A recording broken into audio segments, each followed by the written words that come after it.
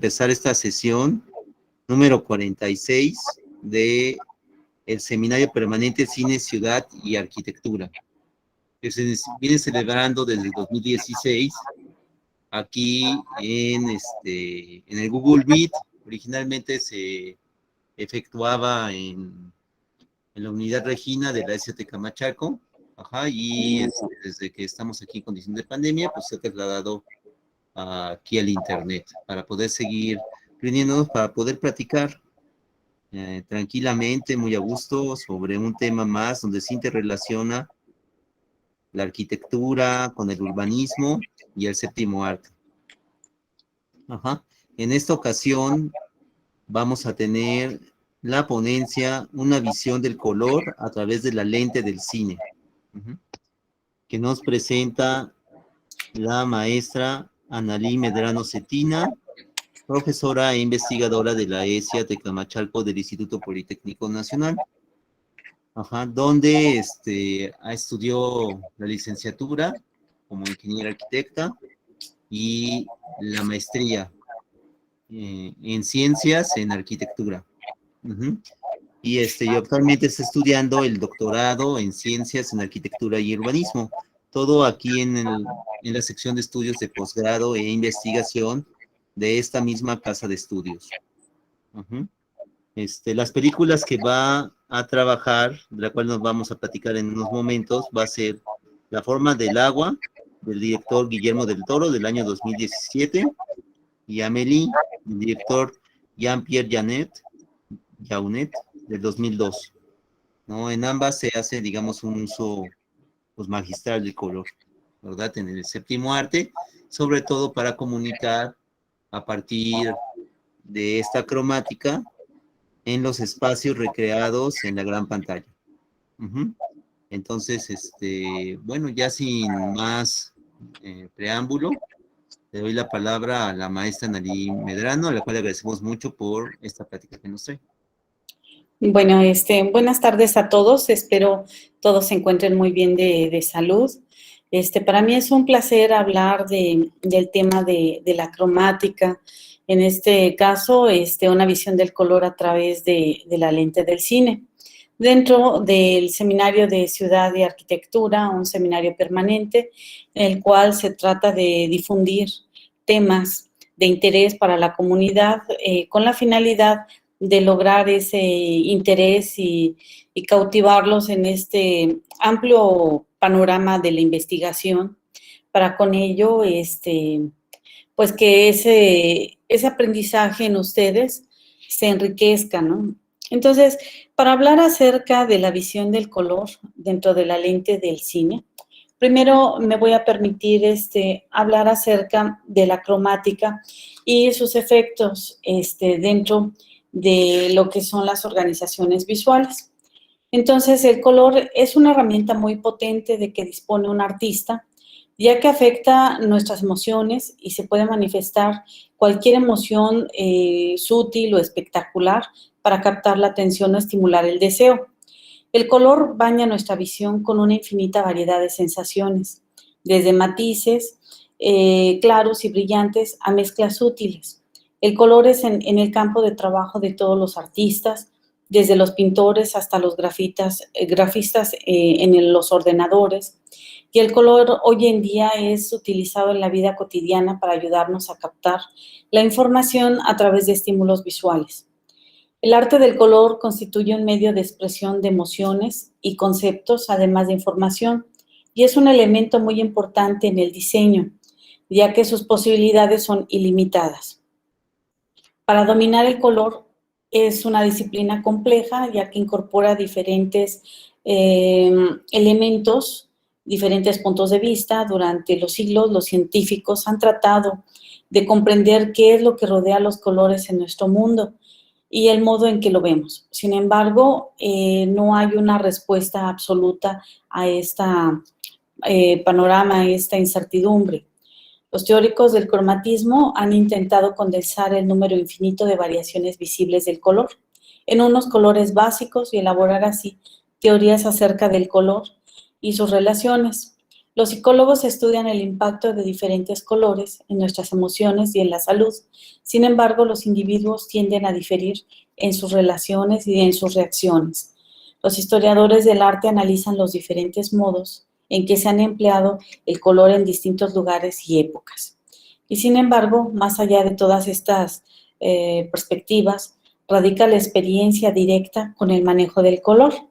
Cuando se trabaja con sus características y potencialidades, en realidad se verán todos los colores juntos y se aprenderá y se enseñará de las teorías que han ido evolucionando para reducir el campo de su exploración, más allá de que todos los individuos operan intuitiva y experimentalmente, manteniendo activos todos los sentidos que esto permite para descubrir la realidad del color. Entonces, de alguna manera, la cromática es la materia que se encarga del estudio del color. Y dentro de los elementos que intervienen dentro de esta cromática, pues está el color como un elemento expresivo, porque así se le considera, porque el color lo podemos apreciar desde la óptica y la elección es causal, siempre dice algo. Cuando nosotros vemos algo en color, siempre nos dice algo, que no es lo mismo a estar viendo una acromía, que son los tonos del negro al blanco y del blanco al negro, donde realmente es otro tipo de expresión.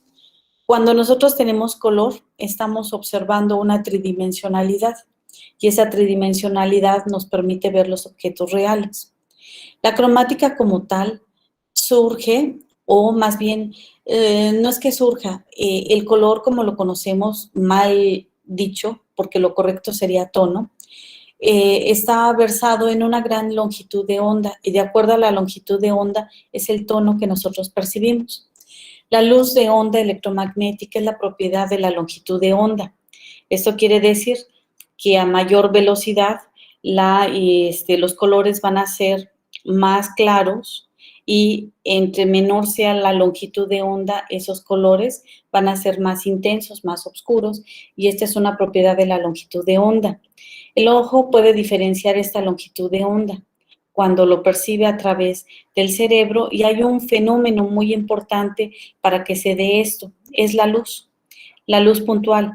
Y tenemos dos tipos de iluminación, que es la iluminación a través del sol y la iluminación a través de la luna. Esto es importante para que se lleve a cabo este fenómeno. Uno de los primeros y principales estudiosos de la cromática fue Newton y posteriormente fue Götten, en donde ellos le dieron nombre al matiz, a la saturación, a la luminosidad. Y estas son propiedades que tienen los objetos y que no es otra cosa el cómo los observamos, el cómo los percibimos en cuanto a su intensidad y en cuanto a la carga, a la fuerza que tienen estos colores. El color depende mucho de cómo se combine, el cómo se pueda jugar con estos colores. Y debido a todo esto, nosotros tenemos una amplia selección de paletas de color en donde tenemos colores monocromáticos adyacentes, en donde se da un equilibrio, en donde se juntan los tonos complementarios, los contrastes, las armonías. El color es una herramienta emocional muy importante. Y a todo esto se le incorporan diferentes usos de filtros y estos filtros nos permiten ayudar a minorizar esta brillantez que tienen los tonos. Dentro de los tonos principales, los primarios son el rojo, el amarillo y el azul. Y posteriormente nacen o surgen de estos tonos ya los tonos secundarios, que sería el naranja o anaranjado, el verde y el violeta. Y posteriormente, ya con una conjunción, surgen los tonos terciarios, que es la mezcla de estos, el rojo amarillo, el amarillo rojizo, el morado o violeta azuloso, el verde azuloso, el verde amarillo, etcétera, etcétera. Dentro de los tonos, los más importantes y para que se dé esta mezcla es el negro y el blanco. Y el color puede llamar mucho la atención por su sentido estético y se asocia a la idea o al concepto de expresar una cualidad de un personaje dentro del cine. Hablaré de dos películas muy importantes. Una de ellas es La forma del agua, que es una producción de Guillermo del Toro.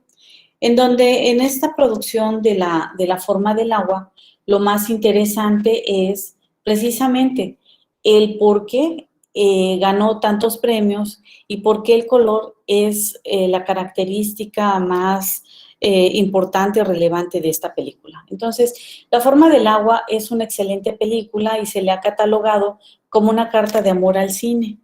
Así se le conoce y es importante señalar en este sentido que Guillermo del Toro, con muchos esfuerzos, logró un paralelismo entre La forma del agua y un clásico universal que tiene donde la mujer se enamora de un monstruo.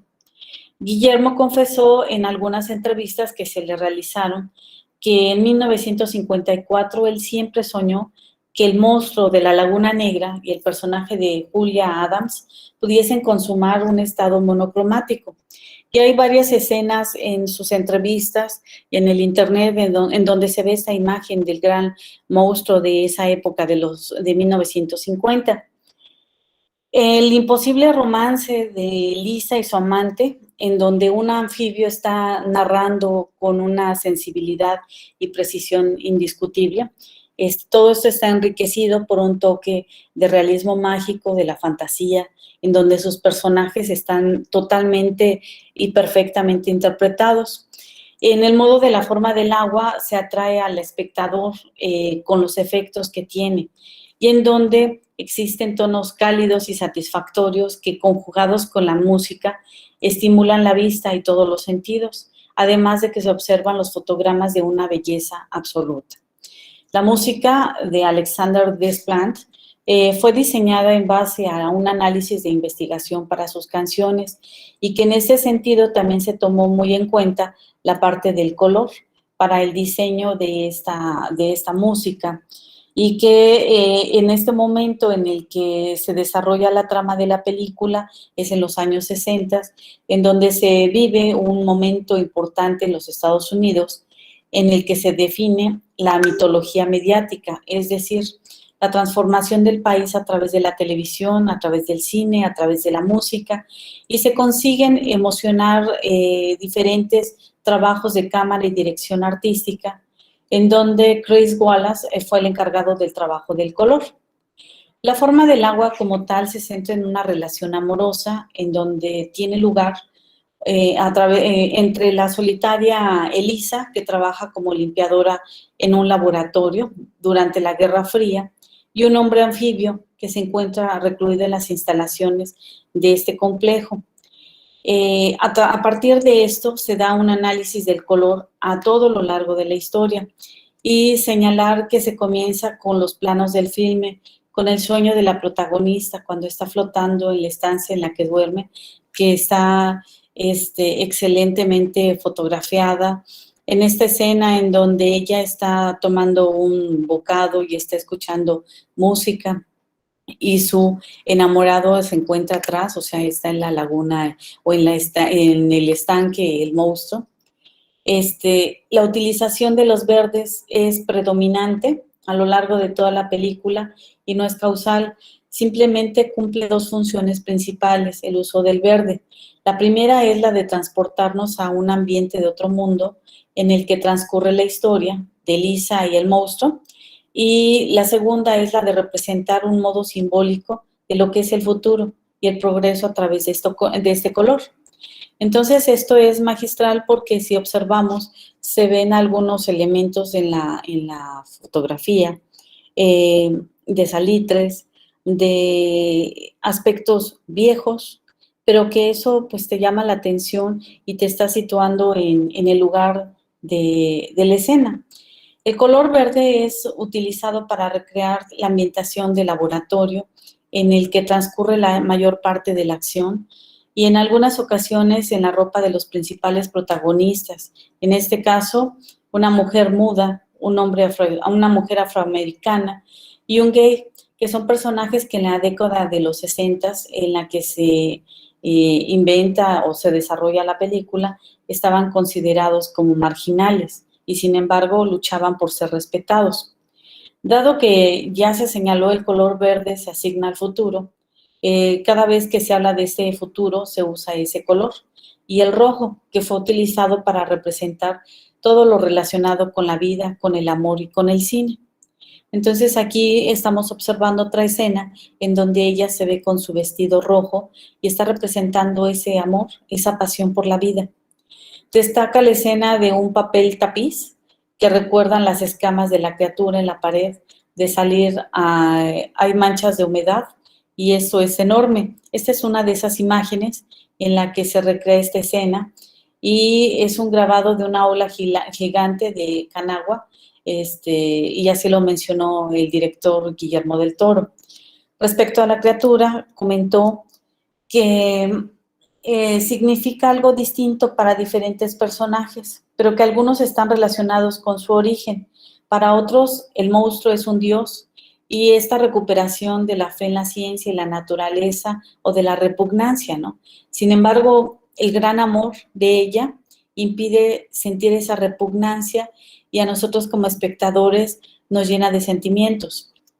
El trabajo se diseñó en 3 años de trabajo, en el que los personajes se pretendía que tuvieran algún parecido, o más bien que no fueran parecidos con algún otro de los que ya estaban en alguna película. Tenía que ser un personaje original. Y en ese sentido, Guillermo del Toro estuvo trabajando en el diseño del monstruo y le costó trabajo definir los tonos que llevaría este monstruo para la película. Sin embargo, los pintó en un color plano y posteriormente empezó a hacer transparencias en diferentes tonos para que tuviera más realidad este monstruo.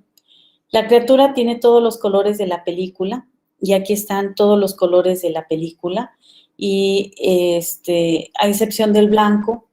Entonces, esto, ayudado con los filtros, hizo que la criatura pudiese encajar muy bien en este proceso que construyó milímetro a milímetro para que se pudiera sentir y expresarnos esas emociones que nos transmite esa película.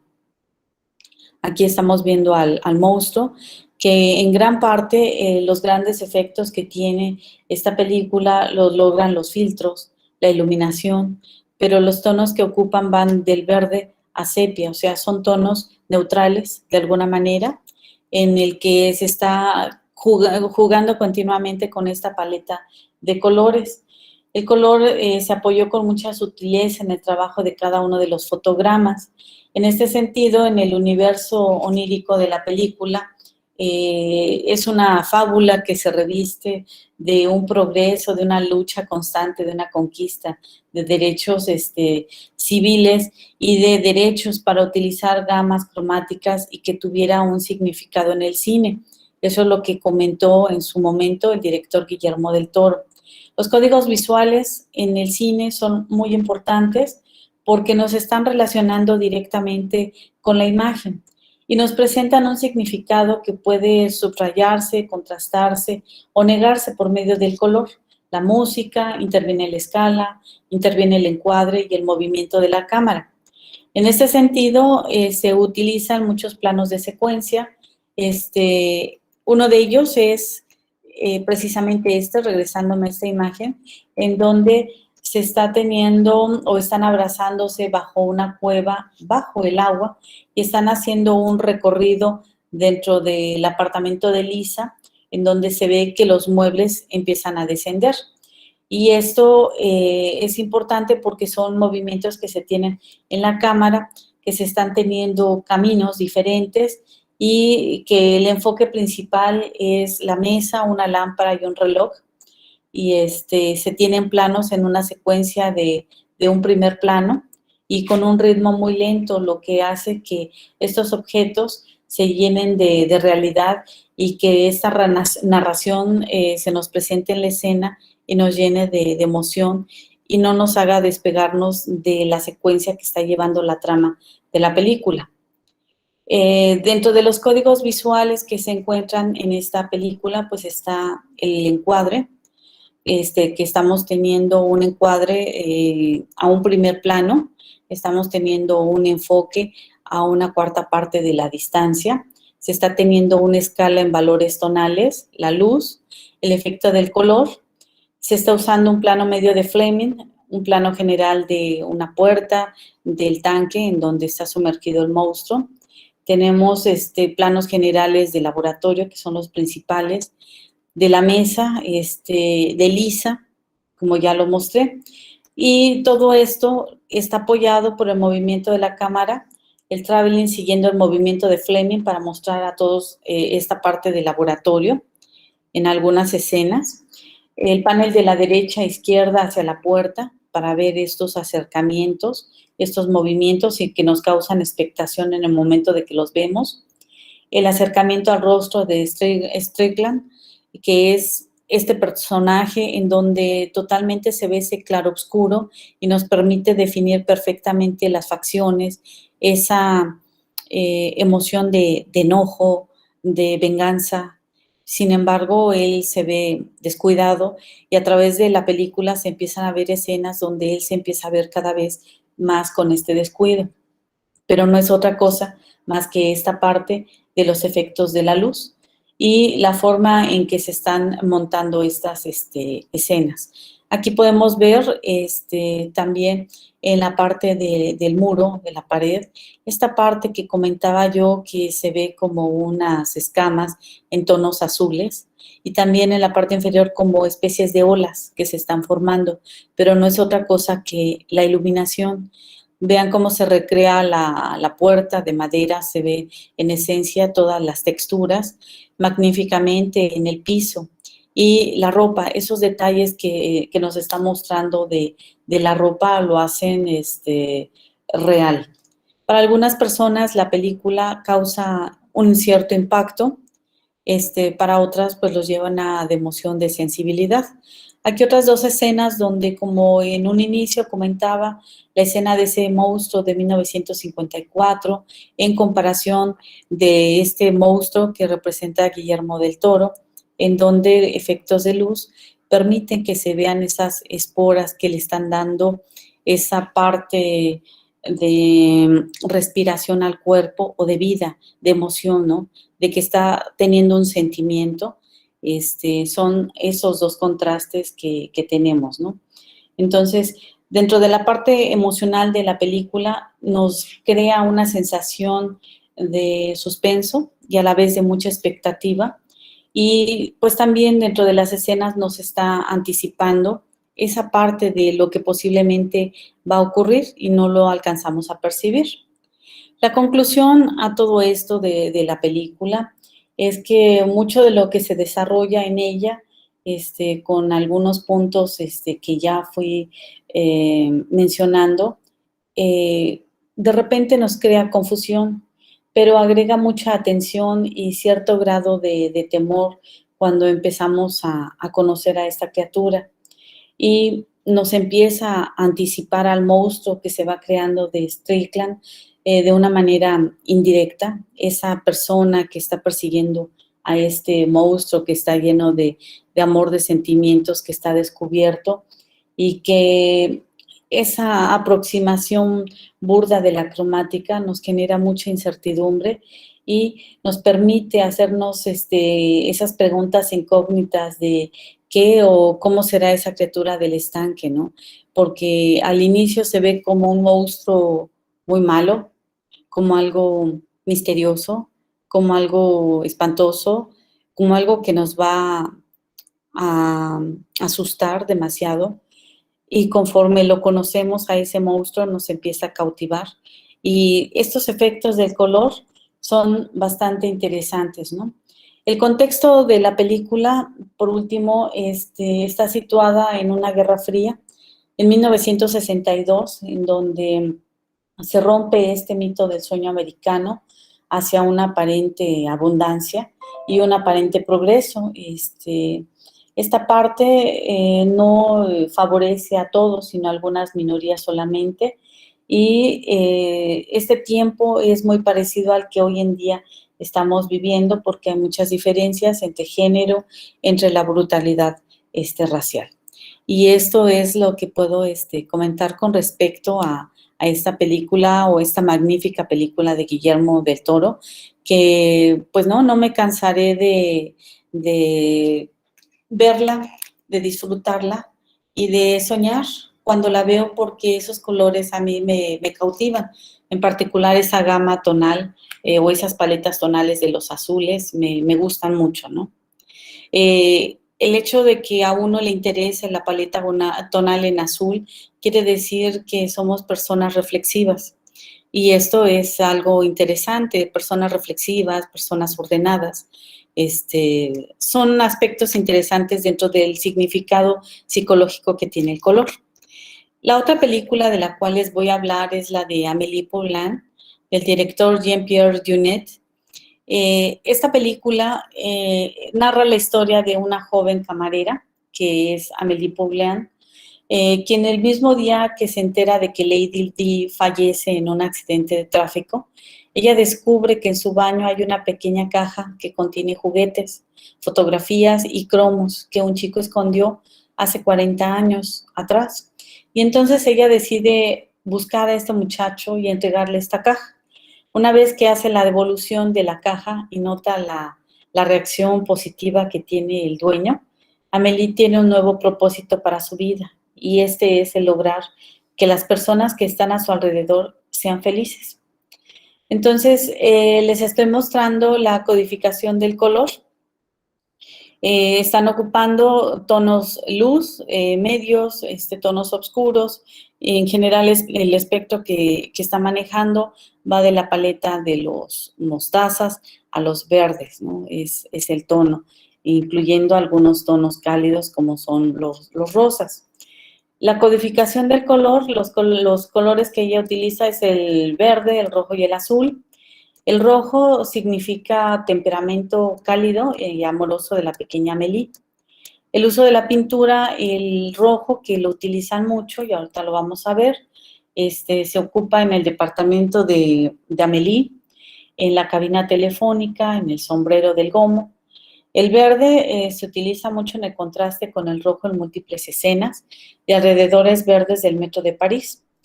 El uso de la pintura también se da en el azul, que se demuestra el lado triste y solitario de Amélie, una pequeña lámpara azul en forma de hongo que usa Amélie siempre para alumbrarse y para poder ver los carteles que Nino hace para poderse comunicar. La frase clave que se tiene aquí en la gama cromática es la angustia por el paso del tiempo, que nos hace hablar de un tiempo que se hace. Esto es, ¿por qué hablar de un tiempo que se hace? Porque es un tiempo pasado. Y hablar de los tiempos pasados es de alguna manera complicado porque es rememorarlos, es estar con esos tiempos y pues a veces esto causa determinada expectación y no para todos es tan del agrado, ¿no? Entonces aquí estamos empezando a ver algunas imágenes en donde, como efectivamente ya lo mencioné, está Amélie con una gran sonrisa, se está tomando un fotograma con un plano de cuadro en primer término a un cuarto de claro, en donde se está utilizando tonos claros y el tono del azul del cielo está filtrado para no ver el tono real de ese cielo. Por lo tanto, esta escena en la parte superior la tenemos de alguna manera opaca, apagada, pero es debido a los filtros solares. La imagen que se aprecia en la parte inferior, vemos su recámara de Amélie, en donde efectivamente ella utiliza ese rojo que le cautiva. Y hay dos imágenes contrastantes. Una de ellas está en el propio rojo, pero lo contrasta con ese azul. Vean la colcha que tiene, está en tonos naranjas, en tonos ocres, que combinan perfectamente. ¿Esto qué quiere decir?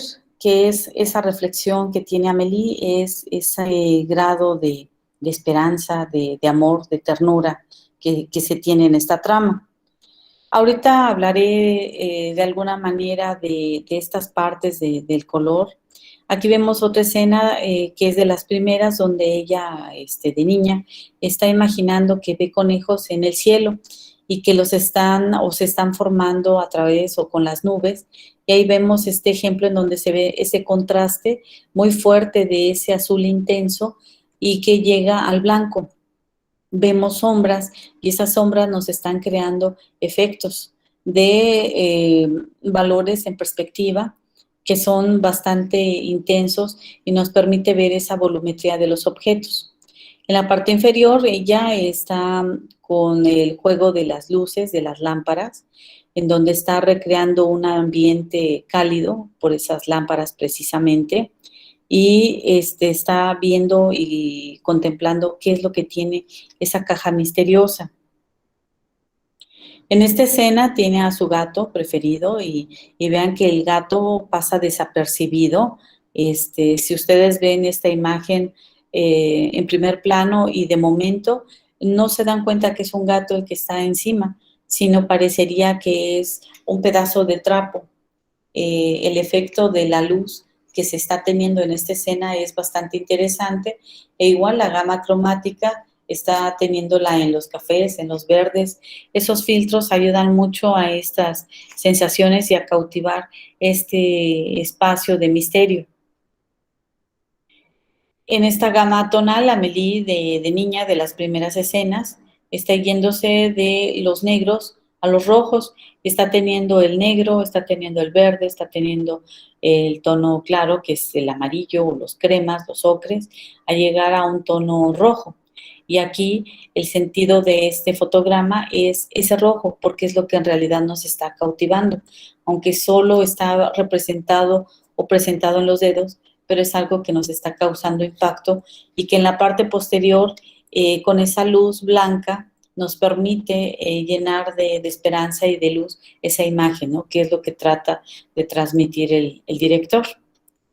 Diferentes escenas en donde está Amélie, diferentes estados de ánimo, diferentes tonos, diferentes filtros, pero si ustedes observan es una sola gama tonal que se muestra, en donde el tono predilecto es el rojo. El rojo y el negro. Es lo que se alcanza a apreciar en estos fotogramas y como lo vuelvo a mencionar, es esa parte de la pasión de esta película, de ese sentido de aventura y desesperanza, ¿no? Aquí está Amélie en primer término, en primer plano. Atrás están hombres que están observando lo que hace Amélie, pero vean el detalle que se tiene en los objetos que se ven atrás.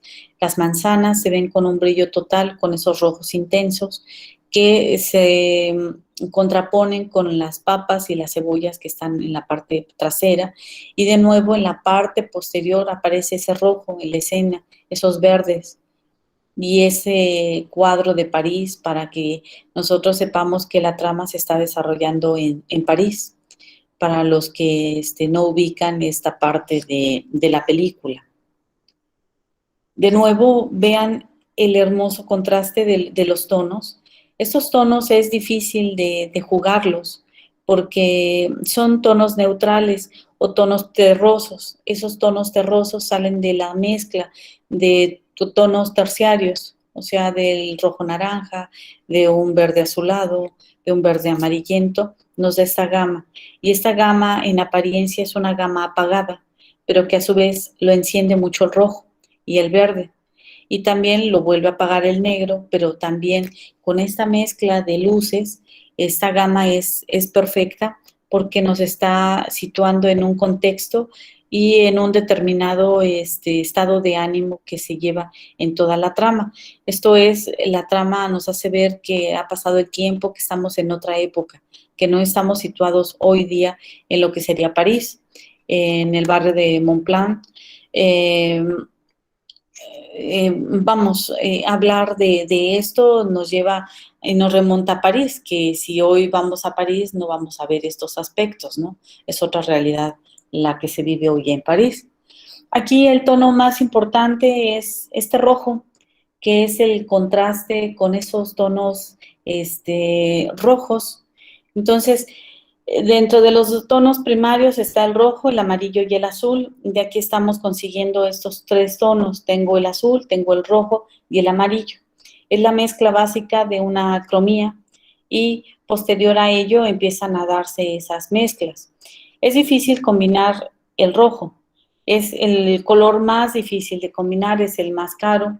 Sin embargo, aquí logran muy bien esa combinación con el azul, que es su color perfecto, dentro del triángulo que conocemos del círculo cromático, por ahí para los que están estudiando arquitectura y ya vieron esta clase.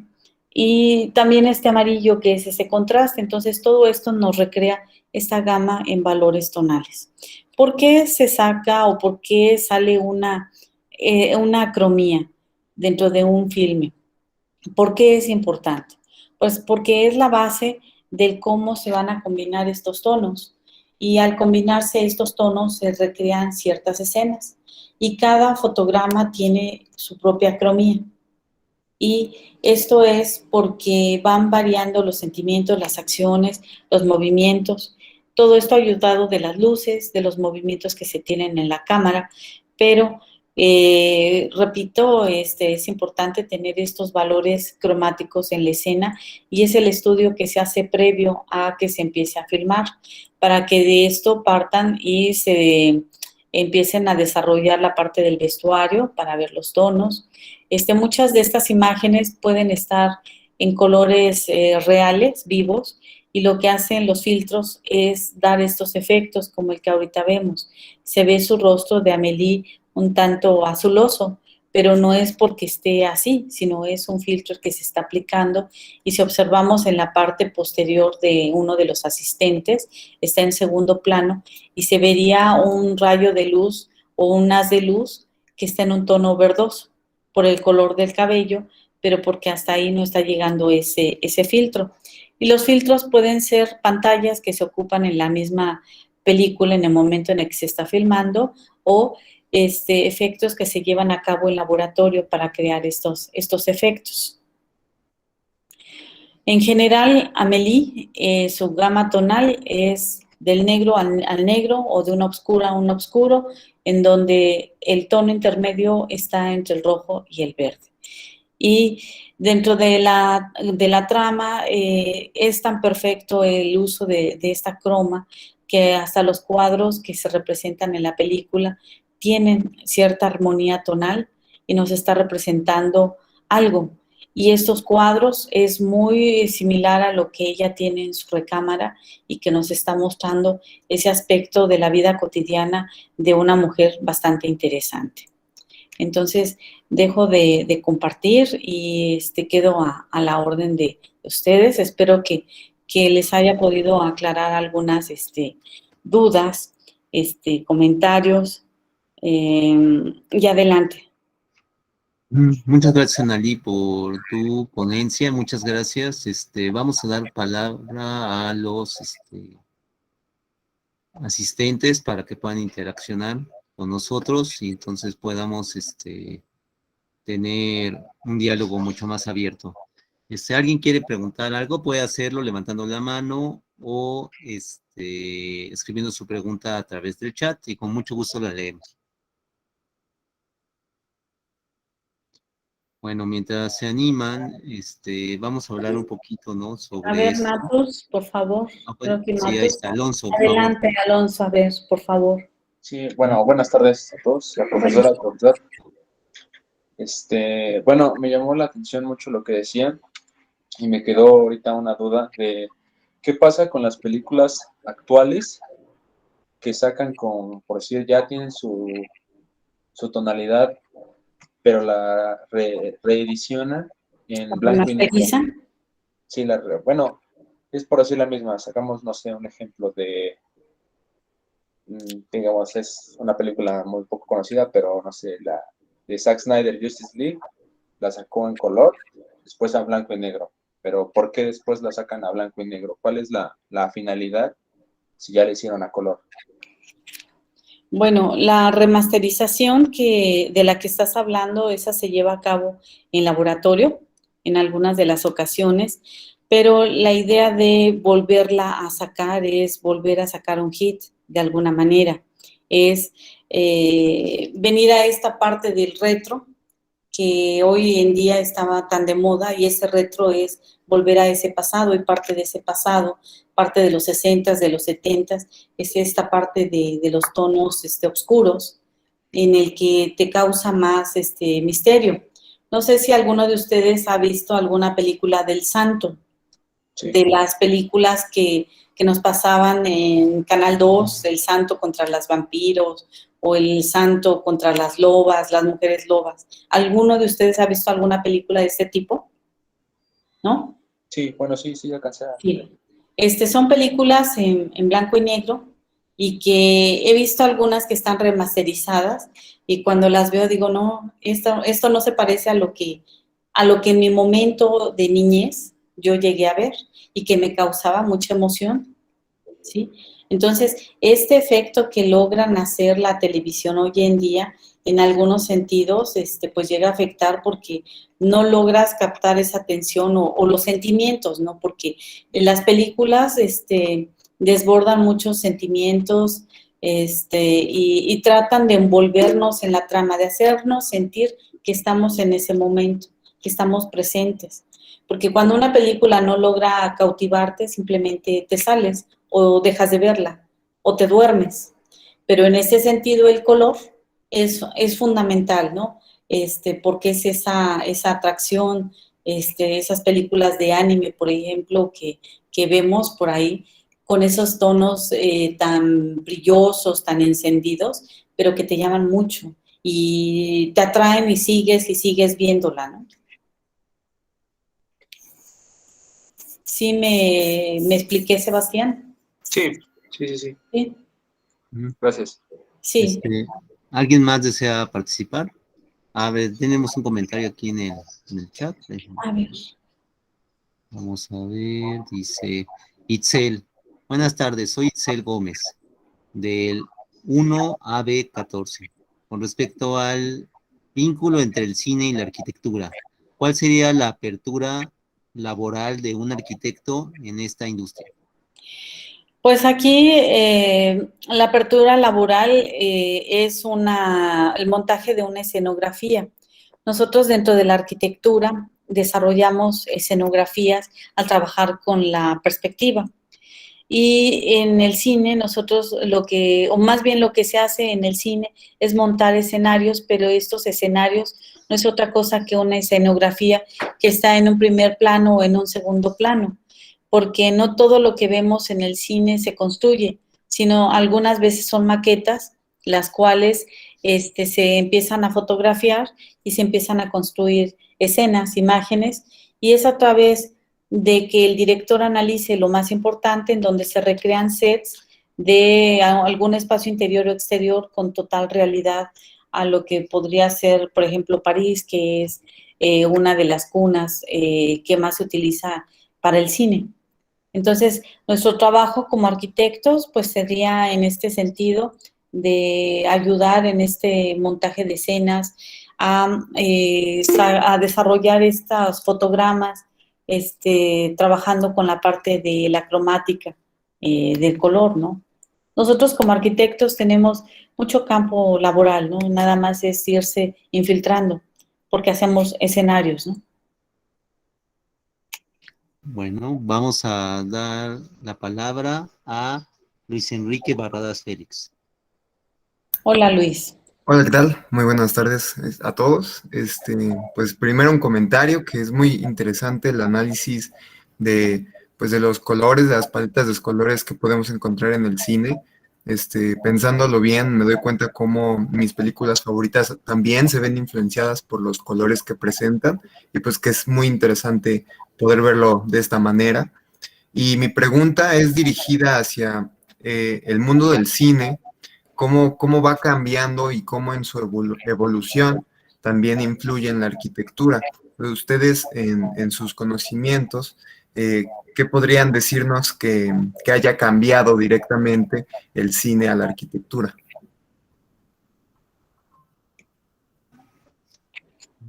Bueno, yo te podría comentar con respecto, digamos, a esto, y ahorita le damos la palabra a nuestra invitada. Mira, digamos, una relación que a veces, digamos, no es uno tan consciente de ella, pero el cine se ha nutrido de la arquitectura en diferentes momentos, ¿verdad? Desde las primeras películas que se filmaron por parte de los hermanos Lumière a finales del siglo XIX, pues siempre se retrataban lugares de la ciudad, ¿verdad? Lugares como puede ser la fábrica de los propios hermanos Lumière, ¿verdad? Que fueron de las primeras escenas que se filmaron. Entonces, siempre había escenarios, o los primeros escenarios que hubo en el cine fueron escenarios arquitectónicos de la vida real, sobre todo de las ciudades, ¿verdad? Aquí en México, pues no fue la excepción. Las primeras películas que se filmaron en México en el siglo XIX fueron, tuvieron como personaje principal a Porfirio Díaz, cabalgando en el bosque de Chapultepec, y el bosque de Chapultepec no es un espacio natural al 100%, es un espacio que ha sido modificado por la mano del ser humano, ¿no? Para construirlo en un espacio que mezcla ese entorno artificial con el natural. Ajá, entonces, siempre, digamos, el papel de la arquitectura en sus diferentes facetas, de muchas disciplinas o subdisciplinas derivadas de estas, como el urbanismo, como el diseño de interiores, siempre han estado, digamos, presentes en el cine. Conforme fue evolucionando el séptimo arte, poco a poco los cineastas han ido encontrando la manera de manejar esta forma de expresión, ¿verdad? Utilizando todo lo que tienen, digamos, a su mano. Recordemos que el cine está compuesto por 5 elementos fundamentales, que es la imagen, el sonido, la narrativa, la puesta en escena, y, y el sonido. Ajá, bueno, y el montaje. Perdón, y el montaje, perdón, y el montaje. Gracias por la corrección. Y el montaje. Cada una de estas 5 elementos, pues, poco a poco, con el paso del tiempo, fueron desarrollándose. Poco a poco, digamos, se fueron haciendo disciplinas y subdisciplinas para poder ir, digamos, creando todo un crew de creadores que son comandados por el director, pero que no es el único que crea, digamos, una de estas obras de arte. Así, con el paso del tiempo, encontramos ya el desarrollo de los diseñadores de arte, que para grandes producciones como las del cine de Hollywood, ¿verdad? Ahora se les denomina diseñadores de producción, para diferenciarlos y darles otro estatus. Estos diseñadores de producción, pues, son artistas que comunican a partir de las formas, de los objetos, ¿verdad? Y, por ejemplo, referenciando a uno de los más, digamos, famosos, ¿no? Y que más tenemos en nuestra mente, ¿verdad? Eugenio Caballero, que ha trabajado en películas como El laberinto del fauno, o trabajó en Roma, en Lo Imposible y otras más, ¿verdad? Me recuerdo mucho, ¿no? Su trabajo de diseño de producción en la película de Romeo y Julieta, ¿verdad? Donde trabajó Leonardo DiCaprio y que fue, digamos, filmada aquí en la Ciudad de México, ¿verdad? Referenciándolo a él dice que un diseñador de producción utiliza para comunicar la forma de los objetos que están delante de la cámara. Utiliza el color y las texturas. Entonces, cuando él está, digamos, manejando estos 3 elementos, él trata de comunicar, trata de narrar lo mismo que se quiere narrar en la película con el guión, pero a partir de estas formas. Entonces, esas formas tienen que complementar esa narrativa de ese universo cinematográfico. Entonces, muchos de esos diseñadores se nutren de la arquitectura, ¿verdad? De cómo la arquitectura misma ha aprendido a lo largo del tiempo a poder expresar, a poder comunicar a partir de estos 3 elementos: formas, texturas y colores. Y entonces es así como, digamos, la arquitectura también, digamos, ha influenciado al cine, pero el cine también influencia a la arquitectura, porque hemos visto diferentes obras cinematográficas que a lo mejor son producto de una narrativa de ficción, pero que luego son plasmadas en la realidad, en el mundo material. Y esto, digamos, es algo, digamos, que ha ocurrido con el paso del tiempo conforme se van enriqueciendo y complementando estas dos artes que están, digamos, directamente interrelacionadas. Muchas veces vemos, y vamos a hablar, ¿no?, de películas de ciencia ficción, por ejemplo, espacios que son inspirados en la arquitectura de la vida real, como ocurre, digamos, en Blade Runner, y la recreación de algunas partes, ¿no?, de la ciudad de Los Ángeles, ¿no?, futurista. Uh-huh. Algunas de ellas tienen forma de pirámides, ¿no?, que son inspiradas en las pirámides del México precolombino, por ejemplo, por mencionar algo. Pero son películas que, como esta de Blade Runner, pues también influencian, ¿no?, o va a impactar al desarrollo de la arquitectura en el mundo material, ¿verdad?, que va a venir, digamos, posteriormente.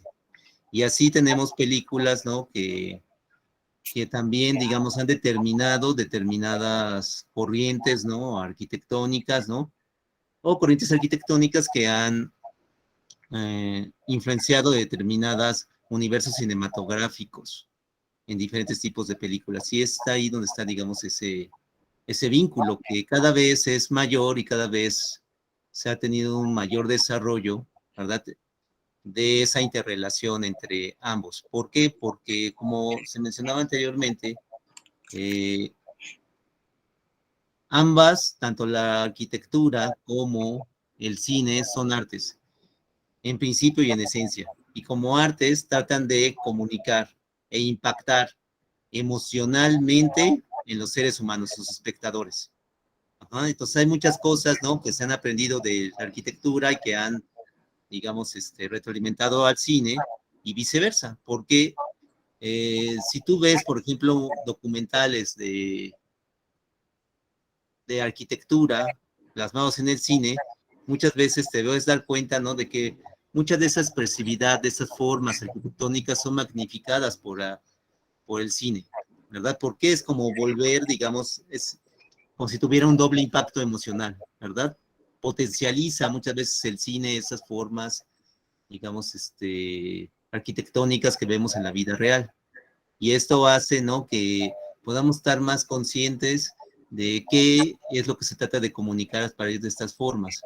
Entonces hay una retroalimentación que siempre ha sido muy aportativa entre ambas disciplinas artísticas y que hace que el entendimiento del color en la gran pantalla nos permita ver cosas sobre la arquitectura, entender cosas sobre la arquitectura que pues de otra manera sería para nosotros no tan evidente, vamos a decir, de entender. Entonces, pues no sé si quieras comentar algo más, Adri. No, Muchas gracias. con lo que acabas de comentar, ampliaste mucho esta pregunta en cuanto a su respuesta, ¿no?, que se le está dando a Luis Enrique. Es agradable, Luis, que te interese preguntar, ¿no?, por estos aspectos tan relevantes acerca de la arquitectura y del cine. Bueno, vamos a irnos al chat y nuestro compañero Ramón Eladio Álvarez Sierra nos comenta: muy buenas tardes a todos los asistentes a la exposición y organizador excelente. Bueno, pues gracias, agradecemos mucho. Gracias. ¿Alguien más quiere participar? Ajá, Arturo, por favor, tiene la palabra. Buenas tardes, buenas tardes, profesora, buenas tardes a Hola, todos. ¿cómo estás, Arturo? Muy bien, profesora. Honestamente muy feliz de poder volverla a ver ahora exponiendo un tema súper interesante.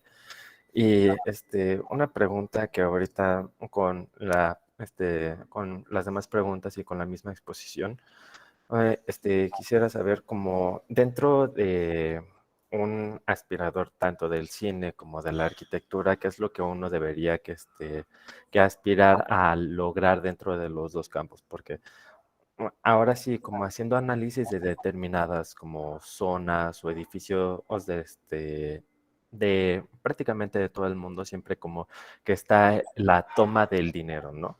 En la que casi en todos lados se está utilizando, que la ves en cada película que es de París, siempre está como esa misma toma de la Torre Eiffel, cosas así.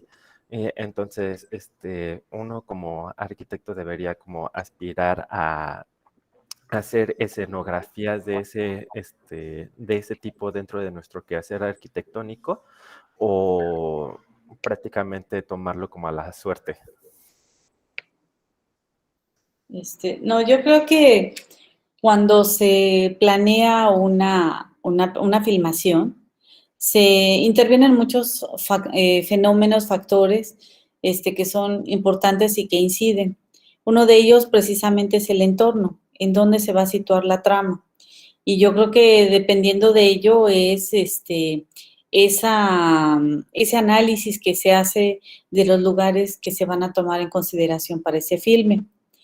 Aquí mencionaste algo importante, ¿no? Esa relación cine-arquitectura, esa relación filmación-arquitectura, esa relación de los escenarios. Nosotros como arquitectos y ustedes más bien que están en ese proceso evolutivo de los escenarios, cuando llevan la materia de perspectiva, no toman muy en consideración esa parte, pero es algo fundamental porque en el cine es la parte medular en la toma que se desarrolla. ¿Por qué? Por los planos que se utilizan, los planos de cuadro, los puntos de configuración que nosotros en arquitectura le llamamos los puntos de fuga. Entonces, esto en realidad te permite construir esos escenarios. Y si a todo esto le aunas la parte de la iluminación, que es el factor determinante, y que sin él no tenemos nosotros ese valor tonal, esas cromías y sobre todo esos efectos tridimensionales, que no son para los arquitectos, para los escenógrafos, sumamente valiosos. Te pongo un ejemplo, cuando ustedes construyen una maqueta en SketchUp, de alguna manera la maqueta se puede ver blanca, pero en el momento en el que uno les indica que manejen una iluminación, que metan el sol con una determinada coordenada, si ustedes lo colocan a las 12 del día, simplemente no tienen ninguna sombra. Si lo trasladan a la mañana o a la tarde, a media mañana, a media tarde, empiezan a tener esa incidencia de sombras y entonces, si a esta maqueta que es monocromática le agregas el color, entonces ya empieza a tener forma, sentido. Y esto es lo que se hace en el cine a manera de ejemplo, ¿no? Lo que puedo comentar. No sé si me puedas ayudar, José Antonio, a terminar de contestar o darle respuesta. Claro, mira, tienes que ver que la arquitectura, como lo dijimos hace ratito, es un medio de comunicación. Inclusive hay un libro que se llama La arquitectura como mass media, como medio de comunicación masiva. Yo creo que muchas veces uno como arquitecto se olvida que uno también comunica a partir de los espacios que uno construye. Entonces, yo lo que complementaría principalmente es este punto, ¿no? O sea, ¿qué es lo que tú quieres comunicar a partir, ¿no?, de lo que estás tú diseñando? ¿Verdad? Tenemos ejemplos, pues, magistrales, ¿no?, de cómo se utiliza esta comunicación en arquitectura, como por ejemplo, la arquitectura de Luis Barragán, ¿verdad?, que todos conocemos. Entonces, él trata de comunicar ciertas emociones. Entonces, esas emociones, digamos, son posibles a través, ¿no?, del manejo de las formas, de los colores, de las texturas, del manejo de la luz, del manejo de esa interrelación con los elementos naturales, con el agua. Esto no lo hizo por intuición, ¿verdad? Si tú ves el trabajo de proceso de diseño y creación de Luis Barragán, te vas a dar cuenta que él tenía un diseño preliminar, lo llevaba a la práctica y después ya veía cuáles eran los efectos que tenía, y si tenías la oportunidad y no le satisfacía eso, pues lo modificaba, ¿no? Incluso ya construido. Así construyó, por ejemplo, la Capilla de las Capuchinas, que todos conocemos o hemos ido a mencionar, ¿no? Entonces, muchas veces no tenemos nosotros esa oportunidad, ¿verdad?, de poder, digamos, ir construyendo y ir modificando, ¿no?, con respecto a lo que queremos comunicar, al ver ya el efecto real, ya cuando se materializa ese diseño, en la vida real. Sin embargo, yo creo que siempre debemos de tener consciente, ¿verdad?, qué es lo que tú tratas de transmitir. No perder de vista, como lo dije hace rato, ¿no?, que la arquitectura es un arte y por lo tanto su principal función es impactar en la dimensión emocional de las personas. Ajá, decía, digamos, el escultor y arquitecto Matías Geritz, para que un espacio arquitectónico pueda ser elevado a una calidad de obra de arte, tiene que impactar en el mundo emocional. Entonces, teniendo esto presente en nuestros diseños, sabiendo qué es lo que quieres tú comunicar, sabiendo cuáles son, digamos, las formas que tú quieres construir, qué intención tienen estas formas, qué gama de texturas quieres tú utilizar, qué paleta de colores quieres tú, con la cual tú quieres impactar en las personas, ¿verdad? Vas a poder tener una idea mucho mayor de cuáles son los ambientes que quieren que las personas experimenten, porque a diferencia de otras artes, ¿verdad?, como la escultura o como la pintura, la arquitectura se puede experimentar desde su interior, ¿verdad? Eso es algo que la diferencia que de otras artes, ¿verdad? Tú puedes vivir dentro de la obra de arte, por decir así, cosa que difícilmente lo puedes hacer, ¿no?, salvo con tu imaginación en las otras tipo de obras artísticas de otras disciplinas. Entonces, teniendo presente cuáles son los ambientes que se quieren construir, va a tener uno, digamos, una mejor idea de qué es lo que se quiere comunicar y qué es lo que se tiene que hacer para poder comunicar utilizando los elementos que son propios de la propia arquitectura. El diseño de formas, de los puntos de fuga, como lo mencionaban hace rato, la maestra Nali, el diseño, ¿no?, de los matices, de los colores, ¿verdad? Incluso, ¿no?, de esas texturas que se tienen y interrelación con otros elementos que lo rodean, hacen que se conformen esos ambientes de una mejor manera. Ajá, pero bueno, eso es lo que yo abundaría sobre esto. Muchas gracias. Entonces, vamos a dar la palabra a la maestra Analie, perdón, Ana Hernández Trevilla. Hernández Trevilla, perdón, sí. Me contrapieron las caras. ¿Sí estás por ahí, Ana? Se fue Ana. Sí, yo creo que deben tener problemas. ¿Alguien más? Bueno, ahorita lo que... Ah, ya está por aquí. Sí, tienes la palabra, Ana.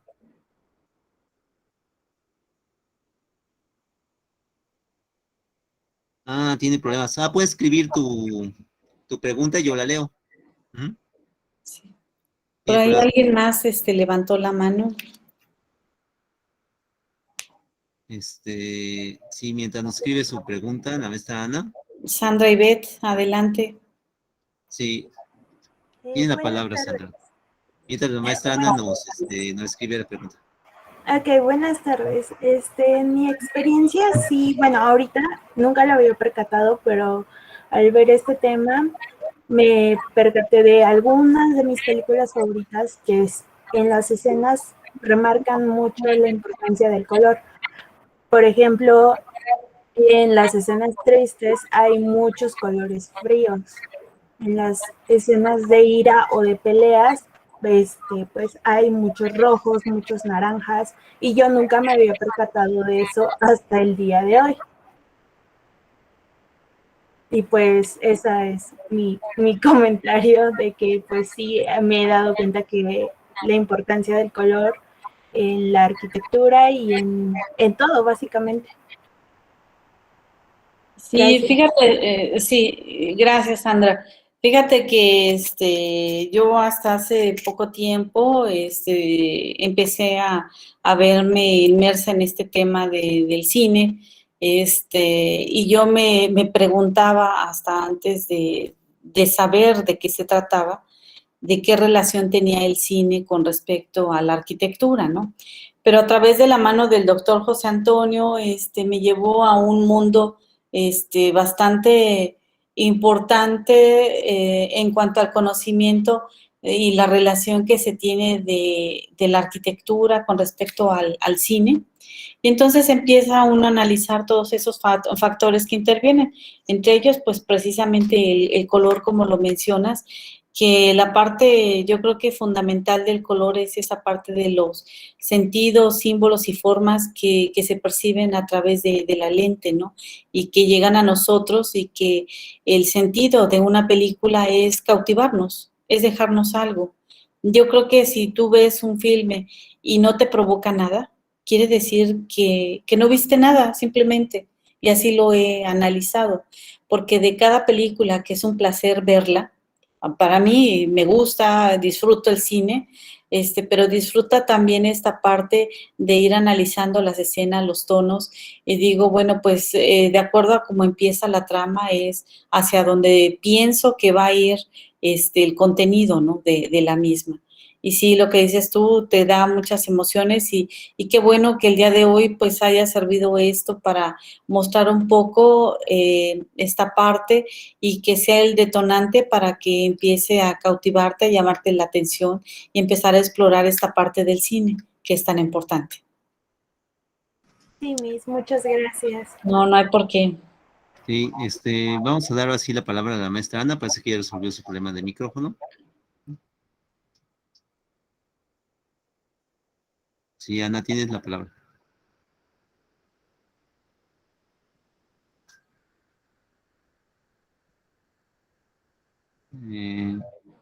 Sí, Ana.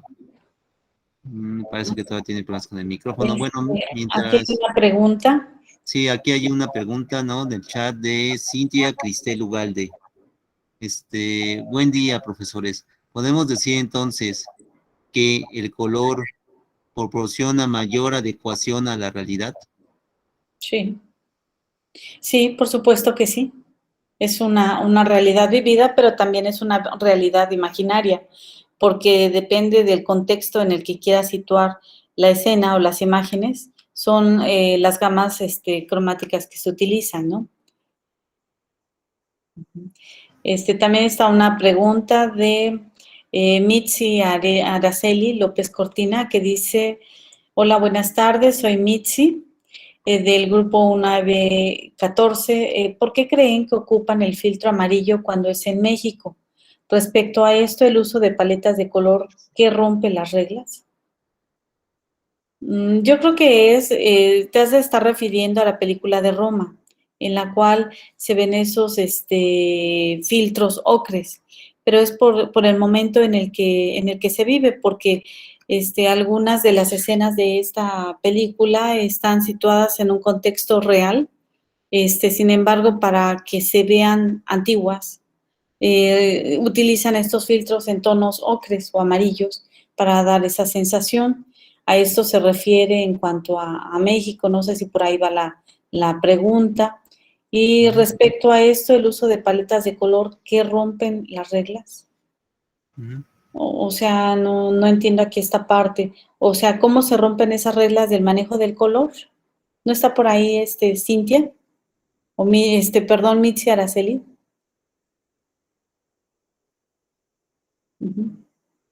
No, yo creo que no se puede conectar. No sé, doctor José Antonio, si quedó completa esta pregunta o me puedas Ajá. apoyar. Ya ella dice que exacto a lo que tú te referías, con la última explicación sobre las reglas, es lo que ya se refería. Él no puede hablar ella porque no funciona su micrófono. Ok. Ajá, entonces, mira, con respecto, digamos, a esto, hay que tomar en cuenta un aspecto que yo creo que es fundamental para cuando vamos a leer el color en una película y muchos otros aspectos. Digamos, que cada película es única. Cada película es un universo cinematográfico único. No hay, digamos, dos películas que, digamos, que tengan el mismo lenguaje de color, ¿verdad? O de forma o de texturas, por ejemplo, ¿no? Entonces, porque son universos cinematográficos únicos. Por lo tanto, digamos, lo que significa un color en una película no necesariamente va a ser lo mismo que va a significar el mismo color en otra película. Esto es algo, digamos, muy importante, ¿no? Que lo tenemos que ver, ¿no? Por ejemplo, en las dos películas que se trabajaron hoy, después se hablaron, el manejo de la paleta de colores y lo que se quiere comunicar en cada una de ellas a través de las películas es distinto. Por ejemplo, para la forma del agua, el verde significaba el futuro. Significaba, digamos, todo eso que tenía que ver, ¿no? Con este futuro. Por eso, digamos, el auto, ¿verdad? Digamos, del antagonista de la película, pues era de color verde, ¿no? Porque quería significar, digamos, el futuro, ¿no? Ese auto futurista, ¿no? Que trataban de demostrar ahí.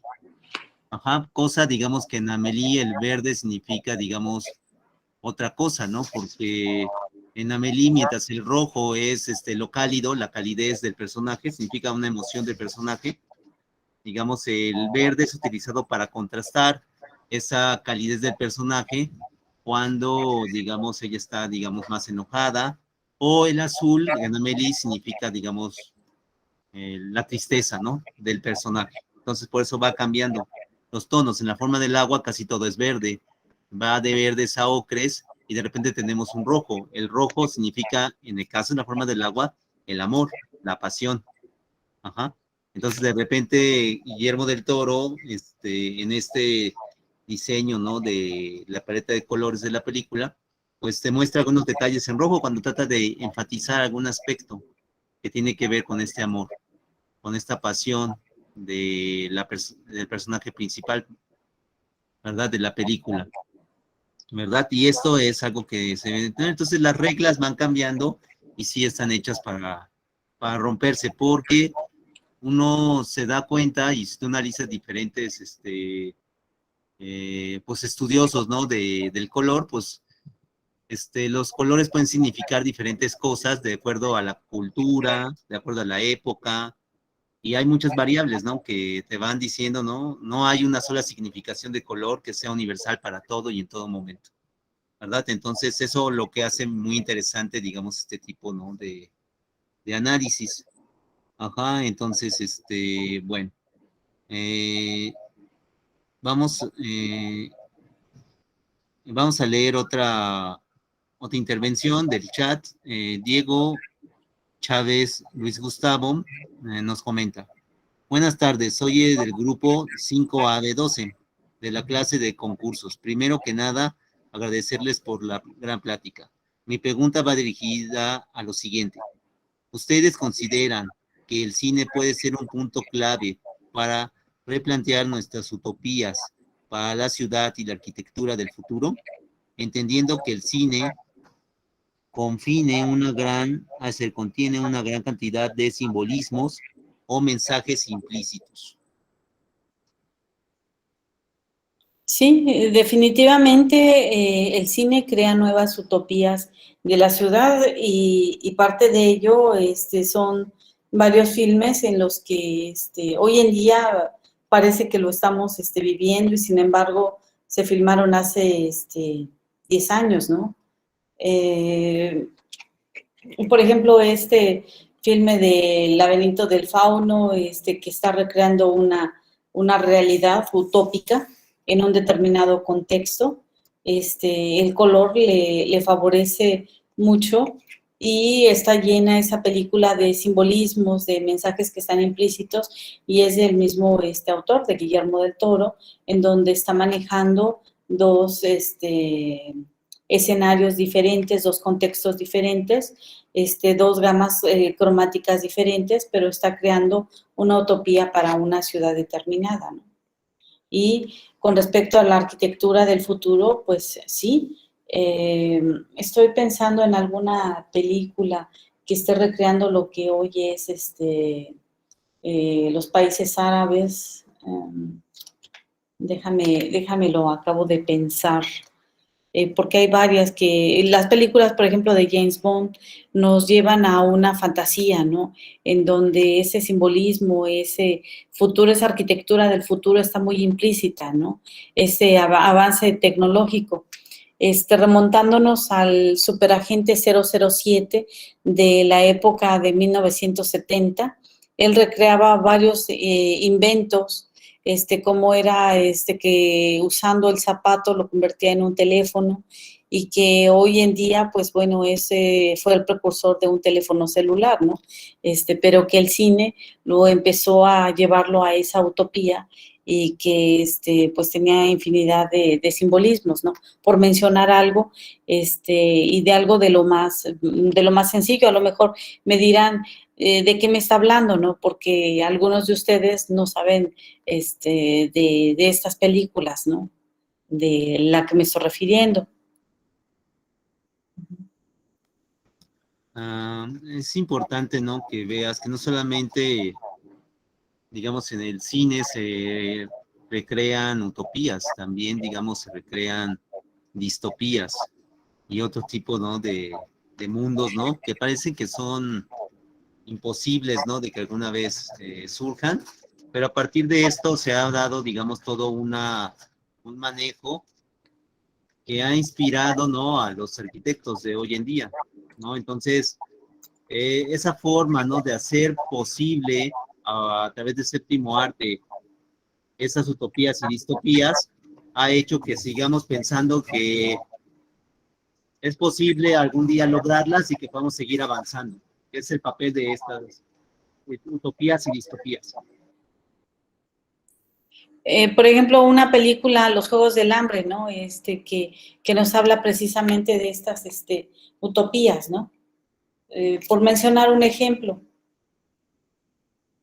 se ven diversas realidades y en ellas están implícitos diversos escenarios, ¿no? Que nos hace remontarnos a esa parte futurista, ¿no? Podría ser un ejemplo. Ajá. Bueno, vamos a leer lo que nos dice en el chat. La maestra Ana Hernández Trevilla dice: felicito a Nalí por su exposición y le pregunto, ya que estos análisis son parte de tu tesis doctoral, ¿cuál es la hipótesis que te llevó a analizar estas dos películas? ¿Y vas a analizar películas mexicanas? Bueno, muchas gracias, Ana, por la felicitación. Y efectivamente, esto fue el inicio de los trabajos de la tesis doctoral, el replantear precisamente la cromática que en ambas películas se llevó a cabo con un análisis minucioso para ver en ese sentido qué es lo que me dicta el color.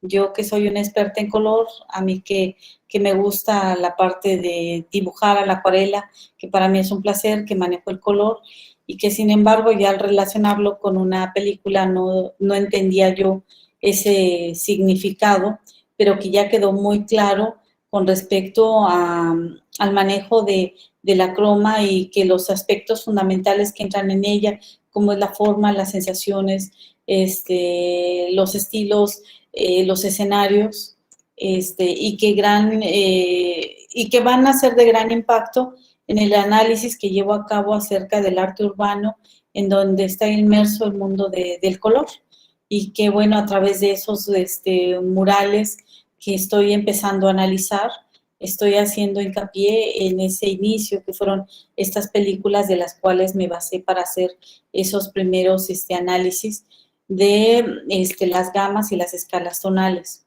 Y con respecto al análisis de alguna película mexicana, ahorita no lo tengo tan contemplado, porque me voy a centrar más en aterrizar la parte del arte urbano, y en lo que estoy empezando ya a analizar esta parte de la integración plástica, tonal, y de momentos que se llevan a cabo para el desarrollo de estas obras tan hermosas que están expuestas en muchas de las calles de nuestra hermosa ciudad, ¿no? Muchas gracias, Ana. Doy la palabra a Verónica.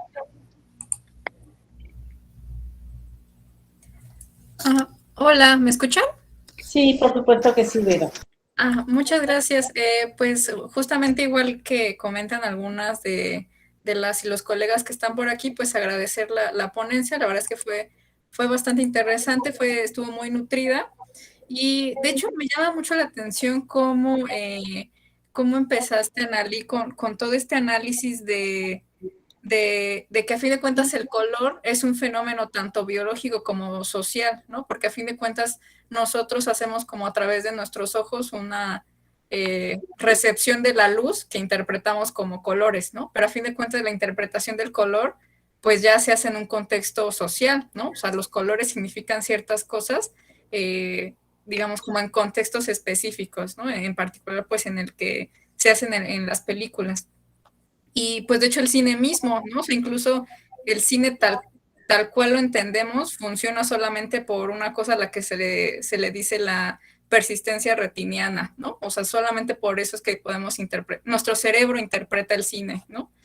Entonces, pues en sí mismo el color pues no significa nada, ¿no? O sea, sino solo es como un proceso de recepción de la luz que hacemos a través de los ojos. Entonces, cuando eso se traslada como a un plano ya artístico, como al arte propiamente, pues ya es que adquiere como este sentido y, como dices, esta capacidad de transmitirnos sensaciones, emociones, ¿no? Entonces, pues justamente la función fílmica del color, pues justamente está atravesada como por estos contextos sociales, ¿no? Como tú nos comentabas un poco el contexto de la película de La forma del agua, ¿no? O sea, esos colores significan cosas en ese contexto, ¿no? De la Guerra Fría en particular. Entonces, me estaba acordando mucho de otra película de Guillermo del Toro, la de Crimson Peak, ¿no? La de La Cumbre Escarlata, en la que él decía cosas bastante interesantes sobre cómo contrastaba la realidad europea, particularmente de Inglaterra, con la estadounidense, ¿no? En la que él decía que Estados Unidos lo plasmaba con espacios abiertos, con mucha luz, ¿no? O sea, espacios muy iluminados, o sea, habitaciones como súper luminosas que representaban de cierta forma como esa nación basada en toda la idea de la meritocracia, ¿no? O sea, como nosotros construimos esta nación, ¿no? A diferencia de los hermanos Sharp, ¿no? Que vienen como de un contexto en el que todo es a través de títulos nobiliarios, ¿no? Y nosotros heredamos como las riquezas, la heredamos, no la trabajamos nosotros mismos, ¿no?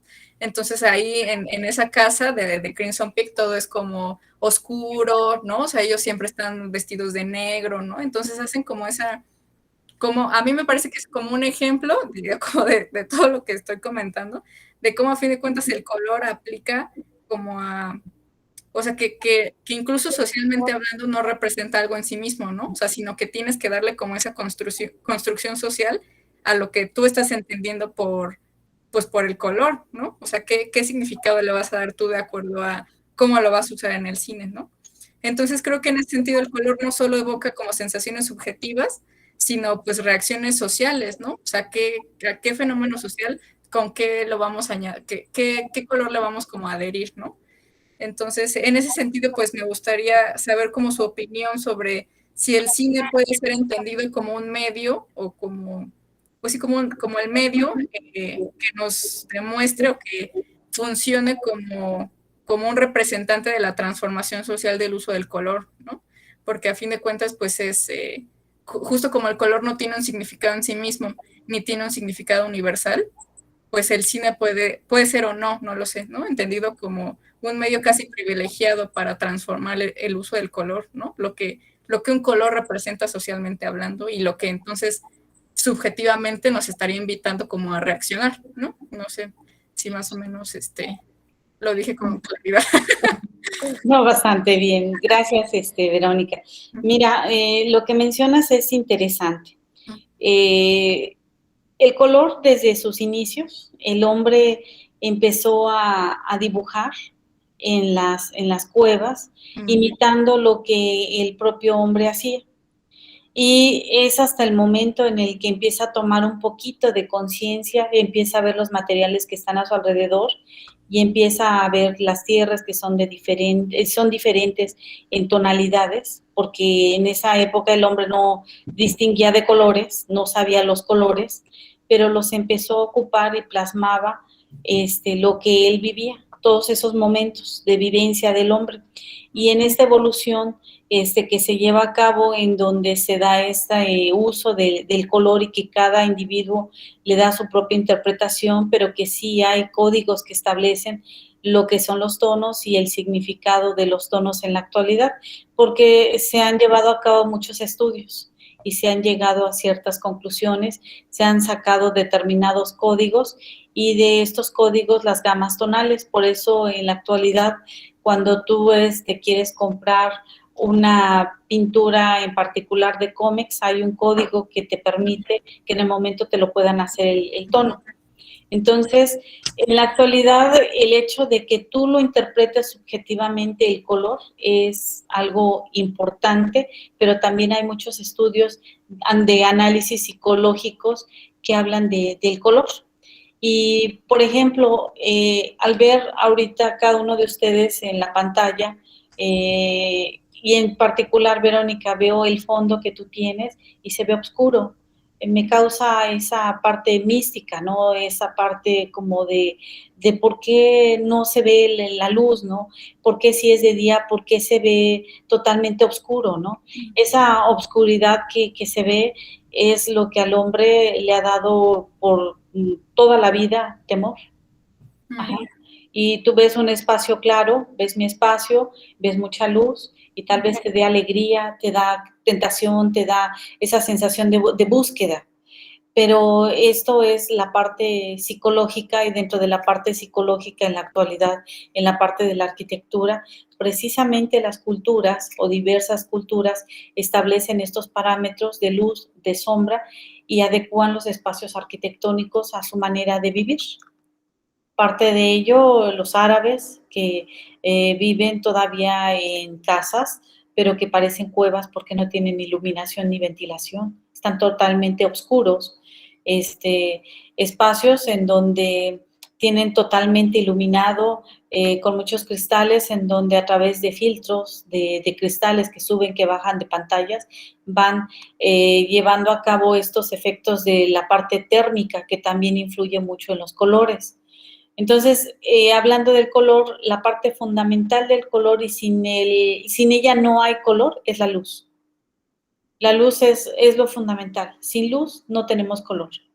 Y sin color o sin luz tampoco tenemos esta parte de ese sentimiento, porque la luz transmite luz y frío, calor y frío. Y esto también influye mucho en los tonos. Independientemente de que son cálidos o que son fríos, tú puedes encontrar un tono que sea frío, pero que te cause calor, que te eleve la temperatura. O un tono que sea cálido y que te baje la temperatura de alguna manera en un momento determinado. Y eso es lo que hace el cine y juega con ello el cine, pasar de estos dos extremos de las temperaturas, ¿no? No sé si te respondí o me falte responderte. No, está muy bien, muchísimas gracias. Sí. Bueno, vamos a dar la palabra a Yolanda. ¿Qué tal, Yolanda? Buena tarde. Hola, buenas tardes, Analí. Qué gusto escucharlos a todos. En verdad, me atrapa todo lo que haces con relación al cine y ahorita, bueno, también escuchando tu explicación en cada una de las preguntas que te han hecho, cómo haces la vinculación con la parte psicológica y demás y con esta parte teórica del color, que además es muy amplia, muy importante y hay muchas formas de mirar y me parece magnífico eso. Y en este sentido, yo también te preguntaría, por ejemplo, en nuestro México tenemos muchos colores. Acaba de pasar ahorita las fiestas patrias y todo es color y todo es alegría. De igual forma, ¿en algún momento te has vinculado, interesado, pues en la arquitectura de aquí, obviamente sí, de México, pero con este colorido o con este impacto que tiene el color, que de hecho en el extranjero les agrada mucho porque dicen que somos como muy folclóricas, ¿no? Muy folclóricos por todo el color que se vive y que se siente en cada una de las entidades federativas. Lo que ocurre es que en nuestro país, por naturaleza, ocupamos tonos muy intensos. O sea, nos vamos al extremo de la iluminación y por lo tanto son tonos intensos. Ocupamos un verde que le llamamos verde bandera, pero que en realidad es un verde que se le podría considerar verde puro por la intensidad, porque no hay tantos tonos que estén entremezclándose y de alguna manera cuando tú lo ves a través de un paño, lo ves limpio el tono. Se le llama limpio o contaminado un tono cuando, por ejemplo, tienes un verde que ves algunos puntitos negros, se ve o se le llama contaminado. El color no es otra cosa que una serie de puntos consecutivos que van llenando una superficie determinada de papel o de tela y que entre más cerrados estén estos puntos, mayor es la intensidad que se le dé del tono. Y viceversa, entre más abiertos estén los puntos, es menor esa intensidad. Pero aquí vuelvo a lo mismo, entra el fenómeno de la iluminación. Actualmente estoy empezando a analizar murales en el centro histórico porque me estoy relacionando con el graffiti, con este arte urbano, en donde es una manifestación total y completa de ir del blanco al negro y en sus diferentes gamas tonales, ¿no? Y ahí mencionaré ahorita el ejemplo de un lugar en Iztapalapa, porque una de las alcaldías que se está preocupando por ese mejoramiento en el aspecto de la imagen urbana es Iztapalapa, y en él se desborda el color.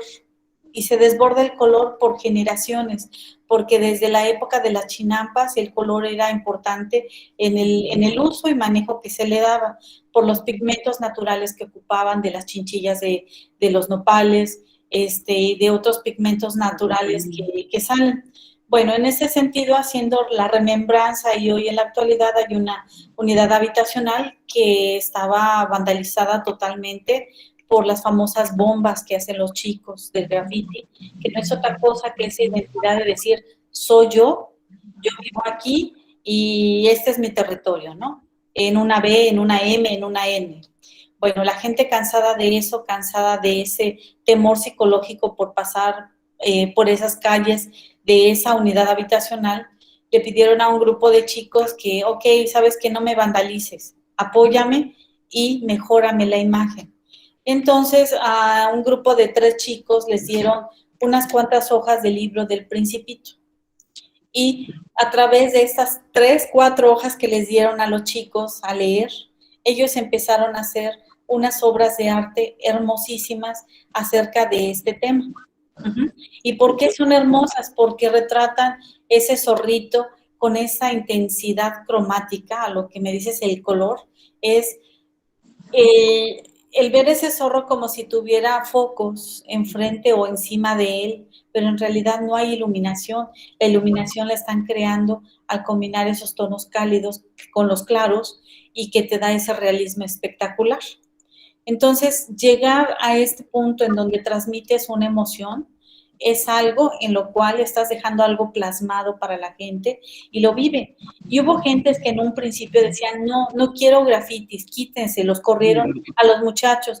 Y ahorita que ya terminaron de ver la obra que hicieron los chicos, quedaron maravillados y dicen, queremos más, te presto mi fachada, mi barda para que me hagas otro o un principito, ¿no? Cuando te dice esto la gente y lo escuchas, te llena de emoción y de ilusión. ¿Y sabes quiénes son los que se llenan de emoción? Los niños y las personas de la tercera edad. Y esto es magnífico y es lo que se tiene que lograr con el manejo del color, un manejo de color adecuado.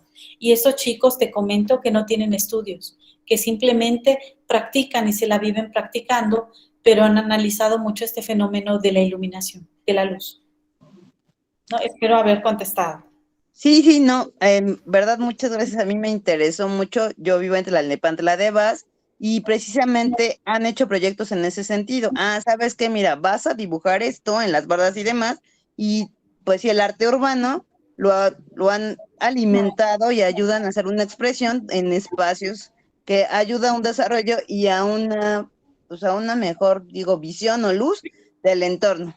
Y también Azcapotzalco tiene muchos programas al respecto, con los faros ponientes, estos faros ponientes Xochicali, que era un basurero, si se acuerdan, ahí en el Rosario, y hacen expresiones, decir, pues mira, te presento esto, y a mí me parece pues magnífico que digan, pues mejor le hago luz, y que sirva para todos, ¿no? Muchas gracias, Anali, muchas felicidades. No por nada, gracias. Vamos a dar la palabra a Ramos. Ujú. Hola, buenas tardes. Hola. Me gustó bastante el análisis que hizo de esas dos películas. Se me hizo muy interesante cómo los colores pueden transmitir algo. Mi pregunta es, ¿cuál cree que sea la forma correcta de empezar a hacer un análisis? Pues teniendo una escala tonal, precisamente. Porque bueno, aquí vamos a hacer un análisis de una película, ¿no? Bueno, pues la trama, en dónde se está desarrollando, en qué contexto, en qué época. La tienes que ver una y dos, tres, cuatro veces, ¿no?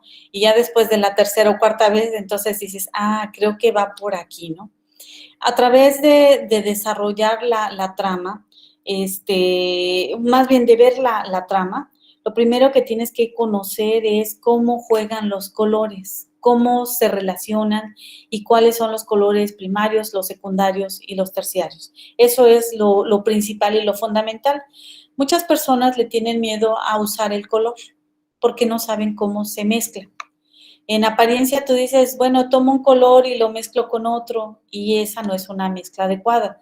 Debes de saber que los tres primarios, que es rojo, azul y el amarillo, te van a dar los tonos secundarios, y esta es la mezcla, pero necesitas mezclarlos para que en realidad salga ese naranja, salga ese verde y salga ese violeta, y a partir de ello tú puedes seguir jugando con estas mezclas, y una vez que ya conoces el color, que lo identificas, entonces analizas o ves la película y dices tú, si tiene verdes, entonces sacas, en la actualidad en la computadora está una paleta de colores que se llama Kodak Chrome, que te permite meter una fotografía y en automático te detecta la gama tonal que están ocupando en esa fotografía. Ajá, ya no necesitas tú hacerlo, te lo den automático. Entonces ya empiezas a ver si es una gama fría, una gama cálida o a qué obedece, y empiezas a ver la mezcla o cómo interactúan o cómo puedes interactuar con esos tonos. Y esa escala de Kodak Chrome, que así se llama, te sirve para eso, ¿no? Pero en mi época no había eso, en mi época era mezclar los tonos de madera, ¿no? Y es como se aprendió, o con las pinturas acrílicas que tenías que estar haciendo tus mezclas de colores. ¿Cómo hacen estos artistas del graffiti o del arte urbano para hacer sus mezclas? Pues les regalan a ellos pinturas, botes de spray de diferentes tonos, y lo que hacen es empezar a mezclar. Entonces, a partir de mezclar es como te das cuenta de el cómo tienes diversas intensidades tonales, pero es estar jugando con el color. Yo diría mancharte las manos con el color. Gracias. Sí. Bueno, ¿alguien más desea participar? Ay, ¿No? sí, tengo otra pregunta, perdón. Sí, claro, Adelante. mucho gusto. Perdón, es que justo se me fue por no estar apuntando. Mencionaste que le agrada a usted la acuarela Sí, y lleva ya mucho tiempo en, pues sí, en hacer acuarela, bueno, en pintar acuarela. sí. Y yo creo que de ahí le nació el sentido de hacer el análisis con el cine, que supongo que también le gusta. Sí, sí me gusta. De hecho, doy clases de acuarela, clases de teoría del color, de todo esto. Me gusta, lo considero como algo fundamental, y al aterrizarlo con mis estudiantes veo que el primer impacto es el temor al color. Y te pongo un ejemplo, cuando te invitan a una fiesta, por lo regular, si es una boda, dices, bueno, los hombres siempre van de negro, y la camisa blanca o la camisa rosa, ¿no? Pero ¿por qué no se atreven a hacer otras mezclas? Ajá, porque no conocen del color. Y las mujeres siempre van de negro, de blanco, o de azul, o de rojo, o de verde. Pero a final de cuentas, cuando quieres mezclar accesorios, te confundes y dices, creo que no va bien, mejor me pongo un vestido negro y ya me quito de complicaciones, ¿no? Entonces es jugar con el color, y es saber esta regla que les manejo yo a mis alumnos. Para que una gama cromática esté perfecta, o sea, un tono esté perfecto, necesitas tener el 100% en valor en una escala tonal. Ese 100% te lo da el 33.33 del rojo, 33.3 del azul y 33.3 y fracción del amarillo. Si tú tienes estos tres colores en partes iguales, te da un 100%. Eso quiere decir que está muy bien mezclado el color. Es una mezcla perfecta. Pero supongamos que te vas a poner un pantalón rojo y dices, ¿con qué lo combino perfectamente? Cualquiera diría que conoce el color, pues con verde, sí, pero ¿por qué con verde? Pues porque el color verde es el que se encuentra situado enfrente a la rueda del color, pero porque además el verde surge de la mezcla del azul con el amarillo. Y si estamos hablando que para que sea una mezcla perfecta requieres del 100%, y tú tienes un rojo, ¿qué te hace falta? El azul y el amarillo. Y el azul y el amarillo combinado te da el verde. Entonces ahí está la mezcla. Sí, muchas gracias. Muy Por nada. interesante, gracias. ¿Alguien más desea participar? Pueden hacerlo a través del chat o levantando la mano. Bueno, aquí a través del chat, Ana Stephanie Razo Villalón nos comenta. Buenas tardes, mi nombre es Ana Stephanie Razo, del grupo 3AM8. Es bastante interesante observar cómo los colores en los distintos géneros del cine juegan un gran papel al representar estas emociones que se quieren mostrar al público. Sin embargo, me causa curiosidad aquella película en blanco y negro. Mi duda es, ¿cómo lograban demostrar estas sensaciones solo ocupando negro, blanco y grises? Muchas gracias y excelente exposición, profesor. Gracias, mira, Ana, Stephanie, el sentido del blanco y el negro es esa parte interesante del valor tonal, que es la profundidad de los objetos. Cuando tú llegas al negro, el negro es la ausencia total de la luz. Y el blanco es totalmente el reflejo que tienes al 100% sobre una superficie de papel o una superficie de tela o cualquier muro que tú tengas. Esta ausencia o este exceso de luz te provoca sentimientos y reacciones, te provoca profundidades.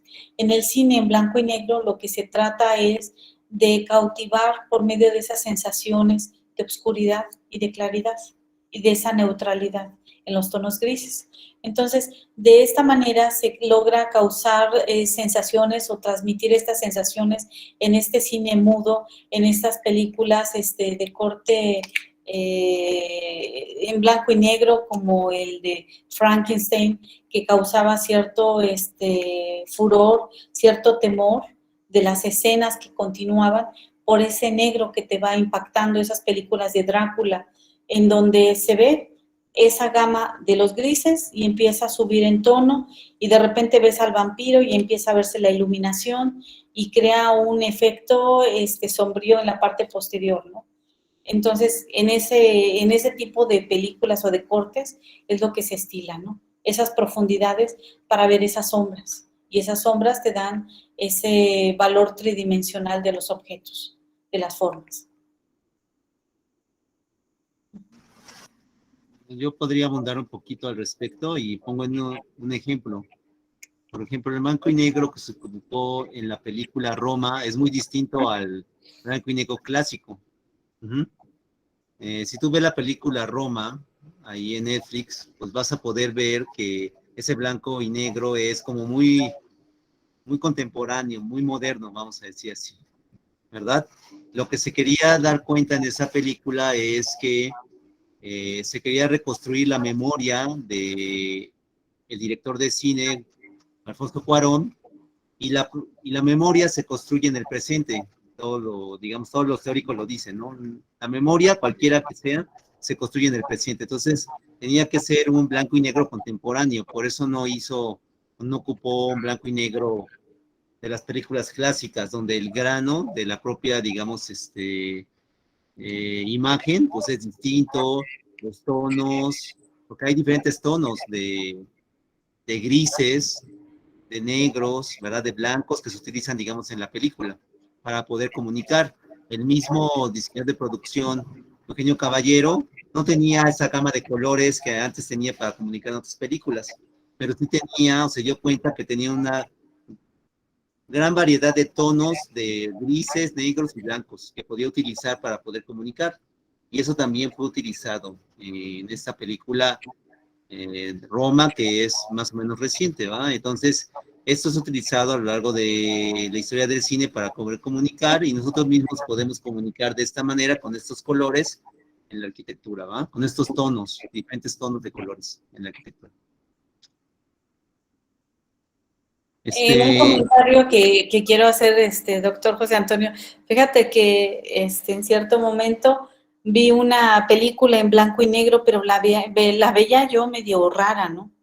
Y no me percaté de que el cable que conecta a la televisión estaba mal puesto, y entonces te da otros efectos en estas gamas tonales, ¿no? Y dices tú, pues qué diferente se ven estas películas, ¿no? Y era una película color, pero la estaba yo viendo en tonos como grises, como azules, ¿no? Por no haber conectado bien el cable, ¿no? Pero sí afecta e influye en la trama de la película, porque ya cuando la vi con los tonos reales, como que ya no me gustó. Muchas veces pasa eso, ¿eh? Muchas veces pasa eso. Un lugar te puede atraer simplemente por el manejo del color, y lo mismo pasa con una película, ¿verdad? Que dices, mira, me gustó la paleta de colores de esta película, ¿verdad? Me llamó la atención ese tono de azul, o ese tono de verde, o ese tono de amarillo, rojo, etcétera, ¿no? Inclusive del uso del negro. Entonces es algo, digamos, muy importante, porque, digamos, y para hablar un poquito más de las películas, como decía, la criatura condensa todo, en la forma del agua, la criatura condensa toda la gama de colores de la película, ¿verdad? Inclusive los negros están ahí. Entonces todos los colores son utilizados para poderle dar más realidad, más verosimilitud a esa criatura, y que te la creyeras que realmente podía existir, ¿verdad? Y eso, digamos, es importante. Sin este manejo profundo del color, a lo mejor a muchos esta película no nos hubiera gustado o llamado la atención, ¿verdad? Entonces, eso es algo que debemos de entender y saber, digamos, comprender, para saberlo después interpretar y después manejar en nuestra propia desarrollo profesional cuando estamos diseñando algo. Sí, en ese sentido, Guillermo del Toro menciona en una entrevista que tuvo que desarrollar casi 300 ejemplos diferentes de este monstruo para que llegara a la conclusión de los tonos que al final iba a ocupar, ¿no? Sí, efectivamente. Es algo, digamos, muy interesante y que debemos, digamos, de ir valorando. Recuerden que el cine, ¿no? Lo podemos ver como un mero entretenimiento, ¿verdad? Y está bien, ¿no? A todos nos entretiene, ¿no? Y nos gusta y nos llama la atención el cine desde ese enfoque. Pero también podemos ver al cine como un elemento, una obra que nos permite ver cosas que en la vida real están, pero que muchas veces, digamos, no alcanzamos a percibir. Por eso, para la arquitectura, el cine es una muestra de muchas de las cosas que están en la realidad y que construyen los arquitectos, que diseñan los arquitectos, pero que muchas veces no les damos el justo valor, ¿verdad? Que podrían tener. Y eso hace que perdamos muchas oportunidades de poder manejar al máximo las potencialidades que tiene el uso del color, las formas y las texturas, entre muchas otras cosas que el cine nos evidencia en cada uno de sus fotogramas y en cada una de sus secuencias, y que hace evidente al espectador y que potencializa en muchos sentidos las formas que existen en la vida real, ¿verdad? Cuando así, digamos, se trata, ¿no? Entonces es algo, digamos, muy importante poder entenderlo así y poder entender cuál es la importancia que tiene el color en nuestra vida cotidiana, ¿verdad? Imagínense un mundo sin color, ¿verdad? Entonces yo creo que no nos lo imaginaríamos en blanco y negro, ¿va? Entonces, es algo que no sería, digamos, tan enriquecedor como lo tenemos, digamos, hoy en día, y poder, digamos, expresarnos a partir de él es muy importante, y poder manejar este color a partir, ¿no?, de lo que se puede expresar en el cine, y más allá de pues es de suma relevancia. Vamos a ir un poquito al chat para ver qué nos escribe Oswaldo Lair Pérez Jarquín dice, hola, buenas tardes a todos. Mi nombre es Oswaldo. Aparte de la comunicación visual, pregunta, ¿podemos hacer una conexión con la auditiva? Es decir, ¿puede el sonido transmitir ideas visuales o viceversa? ¿Puede un color transmitir la sensación de un sonido? Ahora supongamos que en la proyección de un espacio se pretende generar una experiencia audiovisual inspirada en el mundo del cine. Creo que una parte del arte del cine es la música creada, desde efectos de sonido hasta composiciones. Yo creo que en ese sentido de la comunicación visual, el color psicológicamente te puede transmitir la sensación de un sonido. Están interrelacionados, interactúan los dos, pero hasta ahorita de lo que yo he estudiado, el color como tal no te representa un sonido. Ajá. Lo que sí he estado analizando es que el color empieza a transmitir sensaciones olfativas y se relaciona con sensaciones olfativas, pero en la parte del sonido, hasta ahorita no he encontrado yo algo que te pueda afirmar de que te transmite esa sensación. Psicológicamente tú puedes decir, sí, el amarillo me representa la nota la o fa, pero no he tenido bien ese contacto y mentiría yo en decirte que sí, que se transmite esa sensación de sonido. Interactúan. Mira, yo podría complementar brevemente nada más que tú deberías de considerar, y todos deberíamos de considerar, que digamos, cuando estamos viendo una película, no estamos viendo solamente imágenes, ¿no? Sino es todo un imaginario cinematográfico que se construye a partir de la integración de el montaje, la imagen, el sonido, la puesta en escena y la narrativa. Es decir, es una mezcla de todo eso y eso construye el ambiente en el cine, construye lo que muchas veces los directores llaman como la atmósfera de la película, ¿verdad? Que está hecha de todos estos elementos, ¿verdad? Que cada uno, si lo podíamos descomponer, pues te da mucho más. Si nos ponemos a la imagen, podemos hablar, ¿no? Que está el manejo de la luz, los colores, etcétera. Si nos vamos a la puesta en escena, pues hay otros elementos a considerar, como las que ya hemos hablado, ¿no? Algunos relacionados con el diseño de producción y otros que van más allá de él, como pueden ser, ¿no? La distancia que se tiene del objeto, ¿no? Hacia la cámara y cómo se interrelaciona, ¿no? Con el manejo de colores, con el manejo de formas y de texturas. En ese sentido, ¿no? Para poder, digamos, comunicar algo, no solamente se comunica cosas por separado, con los elementos por separado, sino en la interrelación entre cada uno de estos. Entonces, desde luego, ¿no? Directamente, como decía la maestra Nari, un color no necesariamente te va a representar solamente un sonido, pero ya en una película estamos hablando de una interrelación de todos estos elementos.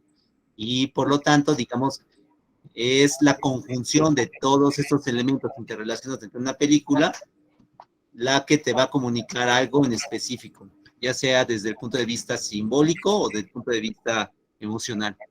Entonces, sí, eso es lo que hace esa interrelación, porque se está construyendo una atmósfera que solamente es posible para esa película, solamente existe para ese universo cinematográfico, como ya lo habíamos comentado. Pues bueno, llegamos a la parte final, ¿no? De esta ponencia. Agradecemos mucho, ¿no? A la maestra Nari por esta ponencia. Agradecemos a todos los que nos han escrito en el chat por sus comentarios, ¿no? Qué bueno que les ha gustado y que les anima esto para poder, digamos, apasionarse más por la arquitectura, ¿verdad? Y el cine, ¿por qué no? ¿Verdad? Recuerden, y un poquito contestando a la pregunta, ¿no? Que al principio de la plática hacían, ¿no? Recuerden que, digamos, hay un campo de trabajo, para todos los que estudiamos la arquitectura en el cine. El diseño de producción y el diseño de arte, como lo mencionaba la maestra Nari, ahí también se ocupan especialistas en estas áreas, ¿verdad? es más reciente de este siglo, ¿no? Que existen escuelas de licenciatura especializadas en crear profesionales de diseño de producción y diseño de arte para películas. Tradicionalmente, estos profesionales provenían de otras disciplinas, ¿verdad? Como el diseño de arte, perdón, la historia del arte o el diseño de interiores, inclusive el diseño industrial, pero muchos provenían de las áreas de diseño arquitectónico también. Ajá. Muchos de los especialistas que se dedicaban a esto provenían de las áreas que nosotros estudiamos y todavía sigue siendo así, ¿verdad? En su mayoría, la mayor parte de los especialistas en diseño de arte y diseño de producción provienen del área de la arquitectura. Entonces, si a ustedes les interesa este tipo de áreas, pues también las pueden explorar y desde luego van a poder tener muchas cosas que aportar y mucho que aprender, pero también mucho que enseñar, ¿verdad? Entonces, es algo que no deben de perder de vista y qué bueno que les motive ese tipo de pláticas. Esa es parte, ¿no? De esta intención que se tiene a la hora, ¿no? De mostrar estas películas.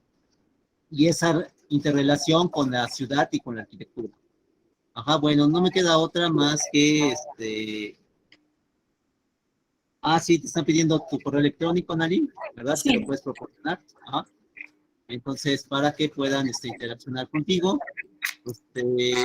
Mientras ella hace esto, yo voy a la tarea, ¿no? De invitarlos a la siguiente sesión del seminario permanente de Estudios de Arquitectura, que se llevará a cabo el tercer viernes del mes de octubre, en punto de las 4 de la tarde, donde tendremos una ponencia sobre la película Roma, que dictará el doctor Manuel López Pliego y un servidor, Antonio García Ayala. Lo esperamos en punto de las 4 de la tarde, el tercer viernes del mes de octubre.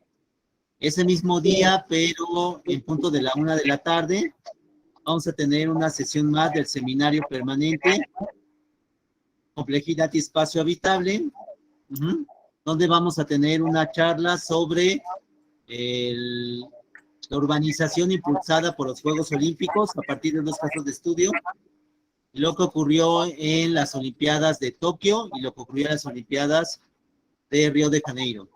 En una se aplicó un enfoque sustentable y en otra no, y ahí vamos a ver, digamos, los resultados de ambas, digamos, formas de urbanización impulsadas, ¿no? Por este gran evento que son los Juegos Olímpicos. También les voy a invitar a la sesión del 8 de octubre, en punto de las 4 de la tarde, donde va a estar el ponente Ricardo Chegues Morales, que es egresado de la Escuela Superior de Ingeniería y Arquitectura, Unidad Cotamachalco. Él nos va a traer una charla sobre la integración plástica en la Ciudad de México, identidad y recuperación del paisaje urbano a consecuencia de las intervenciones artísticas contemporáneas, donde nos va a hablar un poquito más de lo que habló la maestra Nali sobre el arte urbano y su impacto en los ambientes y en los paisajes de la ciudad.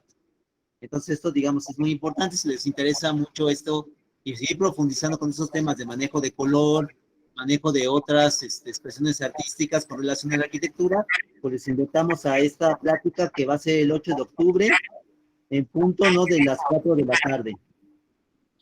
Y el día 1 de octubre, pero en punto, ¿no? De la 1 de la tarde, vamos a tener una sesión más del seminario Género, Paz y Espacios, ¿verdad? Donde va a estar la ponente Gabriela de La Paz Méndez, de la Escuela de Ciencias Sociales y Gobierno, Campus Monterrey, del Instituto Tecnológico de Estudios Superiores Monterrey. La doctora nos va a traer una ponencia que se titula Las mujeres en los procesos de paz y reconciliación, en el caso de Afganistán. Entonces, si están, digamos, interesados en esta plática, pues con mucho gusto los invitamos. La cita es el 1 de octubre, en punto de la 1 de la tarde. Bueno, pues no me queda otra, ¿no? Más que agradecerles su presencia y desearles que pasen una excelente tarde. Nos vemos y que sea una feliz fin de semana.